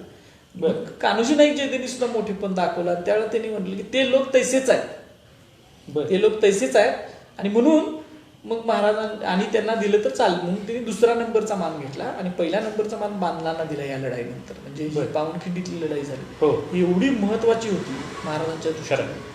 आणि महाराजांचं सुद्धा, शिवाजी महाराजांचं ह्याच्यामध्ये सेनापतित्व कसायला लागलेलं होतं. अगदी सापडलं तर सरळ प्राण जाणार होता. प्रचंड सैन्य होतं. जसं आग्र्याहून सुटका ही महान हे आहे, तसं हे सुद्धा जे सुटका आहे ना पन्हागडावरून विशाळगडाकडे झाली, ह्याच्यामध्ये जे महाराजांचं जे डोकं बुद्धिमत्ता आहे किंवा सैन्याचं जे स्वामिनिष्ठा जी टेस्ट झाली त्याच्यामध्ये, आणि युद्धनीती, शस्त्र कुठली वापरायची, रस्ते कुठले घ्यायचे, म्हणजे जिओग्राफीचा अभ्यास, सगळ्या गोष्टी पणाला लागल्या होत्या. आणि ह्याच्यामध्ये शिवाजी महाराज ह्याला पोचले, म्हणजे कसोटीला उतरले. एकतर कमी एवढं सैन्य घेऊन त्यांनी एवढ्या मोठ्या सैन्याचा पराभव केला, तिथून निसटून गेले, नंतर शाहिस्तेखानला मारलं. महाराजांच्या पाठलागावर सुद्धा कोणी इडी माणसं धावत नव्हती. सिद्दी मसूद, म्हणजे मागच्या वेळेला मी सांगितलं होतं की सिद्दी जोहरचा जावई होता सिद्दी मसूद, तो सिद्दी मसूद जो होता तो सिद्दी मसूदनं नंतर विजापूर ताब्यात घेतले स्वतःच्या. विजापूरवर कमांड सिद्दी मसूदची आहे. महाराजांचा आणि त्याचा तह सुद्धा झाला, तह म्हणजे बोलीचाल झाली, एक प्रकारे तह झाला. तर तो सिद्दी मसूद शिवाजी महाराजांच्या पाठीमागे होता, महाबाहू. पण त्याचा सुद्धा पराग आता ह्या परमानंदानं म्हटलं की ज्या वेळेला सिद्दी मसूद विशाळगडची ती लढाई हारून शिवाजी महाराज विशाळगडा पोचल्यानंतर काय त्यांना सुटका झाली कारण तिकडून वेडाच घालता येत नव्हता. ते परत त्याचा सैन्याचा सिद्दी मसूदचा होता पराभव सिद्दी मसूद असताना महाराजांच्या सैन्याने केला. मसूद मारले गावाचा उल्लेख तो नंतर त्याचा संदर्भ नाही. तर सिद्धी मसूरच्या वेळेला सिद्धी मसूरच्या वेळेला सिद्धी जोहारच्या समोर आला, त्यावेळेला त्याला असं वाटलं की कुठलं तर परग्रहावरनच कोणतं आलंय का काय, अशी अवस्था सिद्धी मसूरची त्यावेळेला झालेली होती. परमानंदानं लिहून ठेवलं ते, परग्रहावरनं आल्यासारखा सिद्धी जोहारला दिसला तो आपला जावई. अशा पद्धतीची अवस्था त्याच्या सैन्याची महाराजांनी केली होती. म्हणजे मला तर वाटतंय कमीत कमी 1,000-1,500 माणसं आदिलशाची ही त्यावेळेला मराठ्यांच्या सैन्यानं कापून काढलेली असणार. एवढ्या कमी संख्येनं जास्त संख्येचा पराभव हे कायम आपलं मराठ्यांचं गनिमी कावा जो म्हणतोय ना, तो गनिमी कावा सिद्ध केला. हा तो सिद्ध केला. जवळपास 1.25 तास आपण बोलतोय. या सेशनच्या आपण अंतिम टप्प्यावरती येतोय. तसं माझे शेवटचे 2 प्रश्न, त्याच्यातला एक महत्वाचा प्रश्न म्हणजे आजच्या या कार्यक्रमाच्या निमित्तानं पुन्हा एकदा सर्वांचं मी स्वागत करतोयच, आणि महत्वाची माहिती देणं आवश्यक आहे ती म्हणजे आत्ताचं जे स्मारक आहे, स्मारक आपण ज्याला आता म्हणतोय, तिथं पावनखिंडीमध्ये एक छोटंसं स्मारक बांधलं गेलंय. हा बुरुज आणि हे त्याच्या संदर्भात माहिती देणं गरजेचं आहे, लोक तिथे पोचली पाहिजे. पण त्या स्मारकाच्या आवाका जो आहे तिथं खरं युद्ध झालं तेही लोकांना माहित पाहिजे. तिथं परसबंदी आहे वाटेमध्ये जाताना. हा खरं तर पन्हाळा ते विशाळगड हाच तो सगळ्या युद्धाचा स्पॅन आहे असं माझं मत आहे. म्हणजे पन्हाळ्याहून सुटताना सुद्धा काय असं सहजासहजी महाराज निघाले असं झालेलं नसणार. काय तर तिथं चकमक झाली, तिथं हे झालं. परत शिवाकाशीचं आणि त्याच्याबरोबरची जी मंडळी आहे ती काय अशी सहजासहजी शरण जाऊन आता हा आम्हाला पकडा असं नाही, तिथं सुद्धा लढाई झाली असणार आहे. नक्कीच ह्या सगळ्या लढाईची, नंतर पांढरपाण्याची लढाई आणि परत तिथून परत विशाळगडला जाताना लढाई, हे सगळे आणि फरसबंदीचे जे अवशेष आहेत ना ते खूप आहेत. म्हणजे मसाई पठारच्या अलीकडे थोडेसे आहेत त्या खिंडीमध्ये पन्हाळ्याहून सुटताना. पण त्याच्यानंतर परत सलग तुम्ही रिंगेवाडी वगैरे भागात गेला ना, तिथून सुरुवात होती विशाळगडपर्यंत. बरं, फक्त तो बाजारवाडीचा म्हणजे किंबुर्णेवाडीचा आता आपण घाट उतरतो त्याच्या अगोदर ती बाजारवाडी होती, तिथून जो ते जे मार्ग होते म्हणजे घाट उतरायचा जो होता तो पाण्याखाली गेलाय. तो वीर बाजीप्रभू सागर नाव दिलंय आता त्या सागराला, गेळवड्याच्या धरणाला त्याला, आणि ते तिथं पाण्याखाली गेलाय. तो तिथून थेट विशाळगडपर्यंत मार्ग होता. थोडा भाग पुढं थोडासा लक्षात येतो ते बॅकवॉटर संपल्यानंतर ते फरसबंदी. पण लोकांनी जे डोक्यामध्ये जे धरून ठेवलेलं आहे की एका चिंचोळ्या खिंडीमध्ये लढाई झाली, किंवा आज जिथं कासारी नदीचं जे उगम आहे आणि तिथून ते खाली छोटासा धबधबा आहे आणि ती खिंड दाखवतात की लढलं गेलं. म्हणजे आता पावसाळ्यात तर तुम्ही खाली आता शिडी केली म्हणून तुम्ही उतरू शकता, नाहीतर तुम्ही उतरू शकत नाही. आणि तिथून उतरल्यानंतर केंबुर्णेवाडीला जाते खाली जात आहे, पण ते कधी उन्हाळ्यामध्ये. पावसाळ्यामध्ये प्रचंड मोठे धबधबे आहेत, तिथं उभारणं शक्य नाही. जसा तो वरचा धबधबा आहे ना, आपण बघितल्यानंतर लक्षात येतं की जिथं आता लहानचं स्मारक आहे म्हणजे ते उतरून गेल्यानंतर तिथून त्याचा तसा धबधबे तसे 3 धबधबे आहेत खालच्या टप्प्यात. बरं, तिथूनच पुढे म्हणजे लगेच गेल्यानंतर आणि मोठे मोठे दगड पडले. ती काय ती आता नवीन पडलेली दगड नाही आहेत. बरं, सगळ्या मार्गावरच त्या धबधब्यांच्या मार्गावरच ती मोठी मोठी दगड पडलेली आहेत.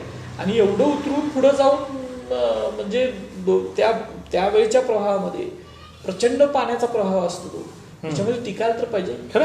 त्यामुळे जे फरसबंदी रस्ता आहे आणि जे इतिहासामध्ये सुद्धा म्हटले की गजापूरच्या घाटीत युद्ध झालं किंवा घोडखिंडीत युद्ध. घोडखिंड कुठं म्हणायचे ह्याचे सुद्धा आहेत ना, घोडखिंड का म्हणायचे? घोडखिंड म्हणजे घोड्याला जाण्याचा मार्ग म्हणून घोडखिंड असं. आता त्या खिंडीतून घोडे जातील का? दुसरी इकडची जी खिंड आहे, खिंड म्हणजे पास इंग्लिशमध्ये. खिंड याचा अर्थ येतो की 2 डोंगरांच्या मधून जाणारा रस्ता.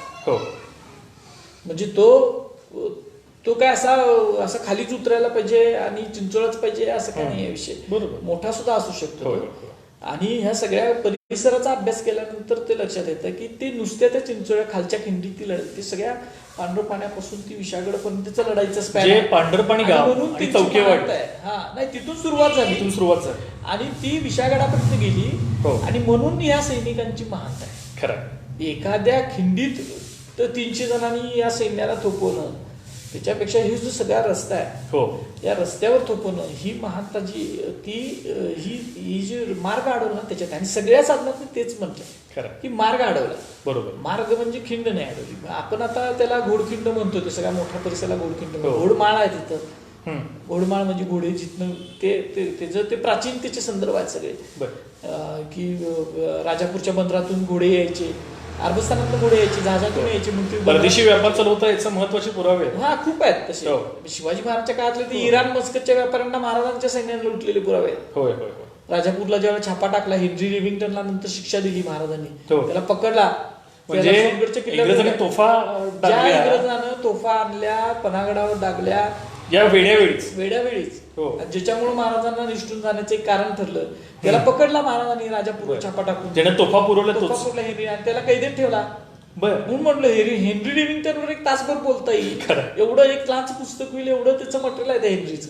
त्यांच्याकडे लिखित संदर्भ जास्त आहेत आपल्यापेक्षा. आपल्याकडे नाही, ते आपल्याकडे छापलेले सुद्धा येतात. बरं. हे छापेल लिखित संदर्भात नव्हतं, अप्रकाशित साधनं तर अनेक असतील. खरं. जे छापलेलं आहे त्याच्यावरून सांगतो की हेनरी रेव्हिंग्टन, गिफर्ड असतील, त्यांना महाराष्ट्र सेनेनं पकडलं. काही जणांना वासोट्यावर ठेवलं, काही जणांना सोनगड जवळ ठेवलं, रायगड जवळच्या. त्याच्याने खंडणी वगैरे जबर घेतली, त्याला शिक्षा दिली महाराजांनी तोफा पुरल्या म्हणून. याच्यात इंग्रजांना शिक्षा देणारा राजा होता. हा त्यावेळेला दिलीच आहे त्याने. म्हणजे त्यावेळेला इंग्रजांची एवढी त्यावेळेला पोर्तुगीजांची शक्तिशाली सत्ता होती आपल्याकडे. हो. इंग्रज हळूहळू त्यांनी टेक ओव्हर केलं सगळं पोर्तुगीजांच्याकडनं. पण ती उचापती करणाऱ्या हेनरी रेव्हिंग्टनला महाराजांनी शिक्षा दिली, पन्हाळ्याच्या वेड्यात त्यांनी केले. बरोबर. अगदी शेवटच्या प्रश्नाकडे येतोय. पूर्वी काही प्रतिक्रिया आहेत. राजेंद्र भोसले, सन्मान शेटे, आदित्य जोशी जे आहे, एक वेगळा प्रश्न त्यांनी विचारला ऍक्च्युली. तुम्हाला कोणते इतिहास संशोधक अभ्यासावेत अशी वाटते, वा तुम्हाला कोण जास्त आवडतात, असा आपल्याला प्रश्न विचारलाय. सन्मान शेट्टी आहेत, त्याच्यानंतर बरेचशीच लोक आहेत ज्यांनी. हा प्रश्न जो आहे ना, त्याच्यामधलं 2 ओळीत उत्तर देतो. मला सगळेच इतिहास संशोधक अभ्यासावे वाटतात. खरी गोष्ट अगदी. त्यांची मी जात बघत नाही, धर्म बघत नाही, ते महत्वाचं. पण खास करून मला भावलेले संशोधक जे आहेत, कमी साधना असताना शिवाजी महाराजांचा इतिहास 1600 पानामध्ये आणि इंग्लिशमध्ये 4 खंडामध्ये ज्यांनी लिहिला आणि ज्यांनी स्वतःच्या लाईफचं मिशन ठरलं, ते प्रोफेसर बाळकृष्ण. बर. 1940ला त्यांचा पहिला 36ला खंड निघाला, 1936ला. आणि 1940ला ते वारल्यानंतर त्यांचा 4था खंड निघाला. तर प्रोफेसर बाळकृष्णनना महाराष्ट्र, शिवाजी महाराजांच्या चरित्राचे अभ्यास करणारे, शिवाजी महाराजांचं नाव घेणारे, आणि ज्या महाराष्ट्रामध्ये आणि कोल्हापूरमध्ये राहून त्यांनी एवढा मोठा खंडात्मक शिवचरित्र लिहिलं. 1600 पानाचं चरित्र आहे ते. 1630 पानाचं चरित्र इंग्लिशमधलं आणि साधनांच्या आधारावर लिहिलेलं. अशा बाळकृष्णन मला खूप आवडतात. मी त्यांचं माझ्या कार्यालयामध्ये छायाचित्र सुद्धा लावलं. ती पुस्तकं सुद्धा मी रिप्रिंट केली आणि इंग्लिशमधलं चरित्र बाहेरच्या लोकांना समजावं म्हणून भारतातल्या सगळ्या विश्वविद्यालयांना आम्ही ती मोफत पाठवली. चंद्रकांत दादांनी त्यासाठी मदत केली आम्हाला, आणि आम्ही ती सगळ्या भारतातल्या विश्वविद्यालयांना मोफत पाठवली. आणि त्याच्यानंतर लष्करातल्या लोकांच्याकडे सुद्धा योग्य शिवचरित्र नव्हतं, त्यांना अभ्यास करायला नव्हतं, म्हणून 222 जे सेंटर्स आहेत, म्हणजे आम्ही 222 पुस्तकं लष्कराला दिलीत आणि ती सगळ्या सेंटर्समध्ये गेलेली आहेत. प्रोफेसर बाळकृष्णनचं जे शिवाजी द ग्रेट, शिवाजी महाराजांचे, आज तुम्ही बघा शिवाजी महाराजांचं हाऊस ऑफ शिवाजी जतुनाथांनी लिहिलं. एक संदर्भ मुद्दा म्हणून मला द्यावासा वाटतो. आपण मागचा जो सेशन केला शाहू जयंतीला, वसंतराव मोरे सर, डॉक्टर वसंतराव मोरे, त्यांनी हिंदीमध्ये शिवचरित्र लिहिलं आणि ते सगळीकडे पोहोचवलं. एका कोल्हापूरच्या संशोधकांना हिंदीमध्ये लिहिणं ही सुद्धा मोठी गोष्ट. त्यांची पीएचडीचा आहे तो. त्यांचा भाग आहे की तो शिवचरित्र नाही, ते तसं दृढ अर्थानं शिवचरित्र नाही. म्हणजे शिवाजी महाराजांचा इतिहास हिंदी नॉवेलमध्ये आणि हिंदी साहित्यामध्ये कशा पद्धतीने रेखाटलेला आहे त्याच्यावरचा तो प्रबंध खूप सुंदर आहे. शिवाजी की साहित्यिक प्रतिमा कितनी सही कितनी गलत, असं त्या पुस्तकाचं त्यांचं नाव आहे. म्हणजे शिवाजी महाराजांची साहित्यिक जी प्रतिमा तयार केलेली आहे ती किती खरी आहे किती खोटी आहे ह्याच्यावर तिने चिकित्सात्मक अभ्यास केला. म्हणजे शिवचरित्राच्या पुढे जाऊनचं काम आहे असं माझं मत आहे. ते साहित्यामधली प्रतिमा खरी का खोटी, म्हणजे डॉक्टर वसंतराव मोरे सरांचं. आणि ते कोल्हापुरातनं घडलं. बाळकृष्ण शिवचरित्र कोल्हापुरातनं, ते सुद्धा कोल्हापूरचे. बाळकृष्ण हे मुलतान पंजाब मधलं, म्हणजे आत्ताच्या पाकिस्तानात येते ते मुलतान, तिथले ते. तिथून ते आर्य समाजिस्ट होते. शाहू महाराजांनी त्यांना बोलवून घेतलं. शाहू महाराजांचं निधन झाल्यानंतर आठवड्याभरात ते कोल्हापुरात आले. राजाराम कॉलेजचे प्राचार्य होते. त्यांना मराठी भाषा त्यावेळेला व्यवस्थित येत नव्हती, पण ज्या वेळेला इथं आल्यानंतर हे करवीर संस्थान म्हणजे शिवाजी महाराजांची ब्रँच आहे, राजाराम महाराजांची. इथं आल्यानंतर शिवाजी महाराज आणि हे सगळं त्यांनी ऐकलं इथल्या लोकांच्याकडून आणि त्यांना त्या शिवचरित्रानं मोहिनी घातली. आणि मग त्या माणसानं रायगडवर सुद्धा गेला त्यावेळेला. शिवचरित्र लिहून घेतलं, त्याच्यामध्ये बाळकृष्णांचे उल्लेख आहेत. नाही, शाहू महाराजांच्या काळामध्ये केळुसकरांनी लिहिलं. केळुसकर, हो. पण ते शाहू महाराजांना जसं शिवचरित्र पाहिजे होतं तसं शिवचरित्र म्हणजे शाहू महाराजांचं जे स्वप्न आहे बरं. ते बाळकृष्णांनी पूर्ण केलं. ते राजाराम कॉलेजला प्राचार्य होते, 40ला वारले. हो हो हो. आणि त्यांनी शिवचरित्र ज्या ठिकाणी बसून लिहिलं तो कृष्णकुंज नावाचा बंगला गगनबावड्याला अजूनही आहे. खूप मोठं काम केलं त्यांनी आणि इतिहासाची अनेक साधनं हे डचांचं पत्र असेल हे असेल ही त्यांनी उजेडात आणली. अभ्यास नाही, त्यांनी नव्यानं उजेडात आणली. बर. त्यांचे स्टॉलवर्ड आणि लंडन विद्यापीठाचे PhD धारक असल्यामुळं हो. आणि स्वतःच्या आयुष्यातली शेवटची 10 वर्ष त्यांनी दुसरं काही काम केलं नाही. त्यांनी शिवचरित्राला वाहून घेतलं होतं आणि म्हणून एवढं मोठं शिवचरित्र झालं. आणि ते मला खूप भावतात. म्हणजे इतिहासाचा अभ्यास कसा करावा, आता त्यांच्या याच्यामध्ये सुद्धा कालानुरूप त्रुटी राहतात असं नाही, पण इतिहासाचा अभ्यास कसा करावा ह्याचं उत्तम उदाहरण म्हणजे प्रोफेसर बाळकृष्ण. त्यांनी एक दिशा दिली असं म्हणायला हरकत नाही इतिहासात. एक फार छान संदर्भ इथं दिलेला आहे. वैभव बाजीराव बांदलच आहे. तर ते त्यांनी छान काव्य पंक्ती म्हणायला हरकत नाही. नको कुठली जहागिरी, नको कुठला सवता सुभा, पांग फेडावया मातृभूमीचे, आज पुन्हा बांदल खिंडीत उभा. वा, सुंदर. फार सुंदर त्यांनी लिहिलेलं आहे. त्याच्यानंतर महेश पाटील आहेत, ते सुद्धा म्हणतात, आपण आता उल्लेख घेतला की डॉक्टर बाळकृष्ण यांना वगळून कोल्हापूरचा इतिहास घडू शकत नाही.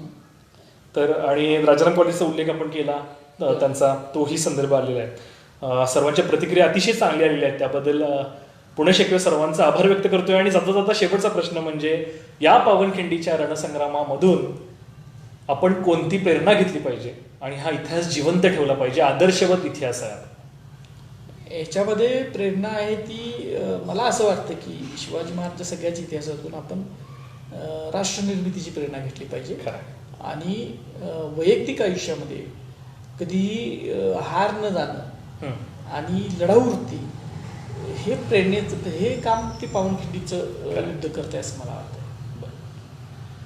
त्याचा आता हेही सांगायला हरकत नाही की अजूनही हा सखोल अभ्यास जो आहे पावनखिंडीवरचा तो निश्चितपणाने मगाशी म्हटलं त्याप्रमाणे आशावाद करायला हरकत नाही की अजूनही चांगले संदर्भ आपल्याला मिळावेत आणि जास्तीत जास्त हा जो इतिहास आहे, ज्वलंत इतिहास, तो सर्वांसमोर यावा अशी मी अपेक्षा व्यक्त करतो. अजूनही सखोल संशोधन आपल्या हातून घडावं अशी मी शिवचरणी प्रार्थना करतो. आणि जवळपास 1 तास 20 ते 23 मिनिटं आपल्याबरोबर 200 पेक्षा जास्त जण कॉन्स्टंट आहेत. तर त्यांचं सुद्धा मी पुढारी ऑनलाईनच्या वतीने आभार व्यक्त करतो. दैनिक पुढारीच्या प्रयोग सोशल फाउंडेशनच्या माध्यमातून आपण आजचा हा संवाद असा कार्यक्रम घेतला आणि पुन्हा एकदा आमच्या विनंतीला मान देऊन इंद्रजित दादा या कार्यक्रमासाठी आपल्याबरोबर संवाद साधण्यासाठी इथं उपलब्ध झाले, त्याबद्दल मी पुढारी ऑनलाईनच्या वतीनं त्यांचं विशेष आभार व्यक्त करतो. आपले सुद्धा आभार व्यक्त करतो की हा इतिहास जो आहे तो समजून घेण्याचा आपण प्रयत्न करत आहात. आपल्या प्रतिक्रियांवरून समजत आहेच की इतिहास जो आहे त्या इतिहासाची उजळणी आम्ही जी करतोय ती निश्चितपणाने चांगल्या पद्धतीने तुमच्यापर्यंत पोहोचली असं म्हणायला हरकत नाही. पुढील टप्प्यामध्ये सुद्धा अशाच प्रकारचे इतिहासाला उजळणी देण्याचे कार्यक्रम जे आहेत ते हाती घेण्याचं आमचं प्रयोजन आहेच. पुढच्या शनिवारी आपण एक वेगळा विषय घेतोय, तो म्हणजे पक्षी वैभव जे आहे कोल्हापुरातलं आणि महाराष्ट्रातलं, त्या पक्षी वैभव अगदी मायग्रंट पक्षी जे आहेत त्यांचा अभ्यास कोल्हापुरातल्या काही लोकांनी केलेला आहे, तो आपण विषय घेतोय. 28 तारखेला इंटरनॅशनल कन्झर्वेशन डे आहे, तर त्या दिवशी बाजूळकर सरांचं आपण सेशन ठेवलेलं आहे. तर निसर्गाशी निगडीत काही विषय जे आहे ते या पुढच्या टप्प्यामध्ये आम्ही घेऊच. इतिहासाशी संबंधित आजचा हा विषय होता. आपण राज्याभिषेकचा विषय घेतला. आपण शिवकल्याण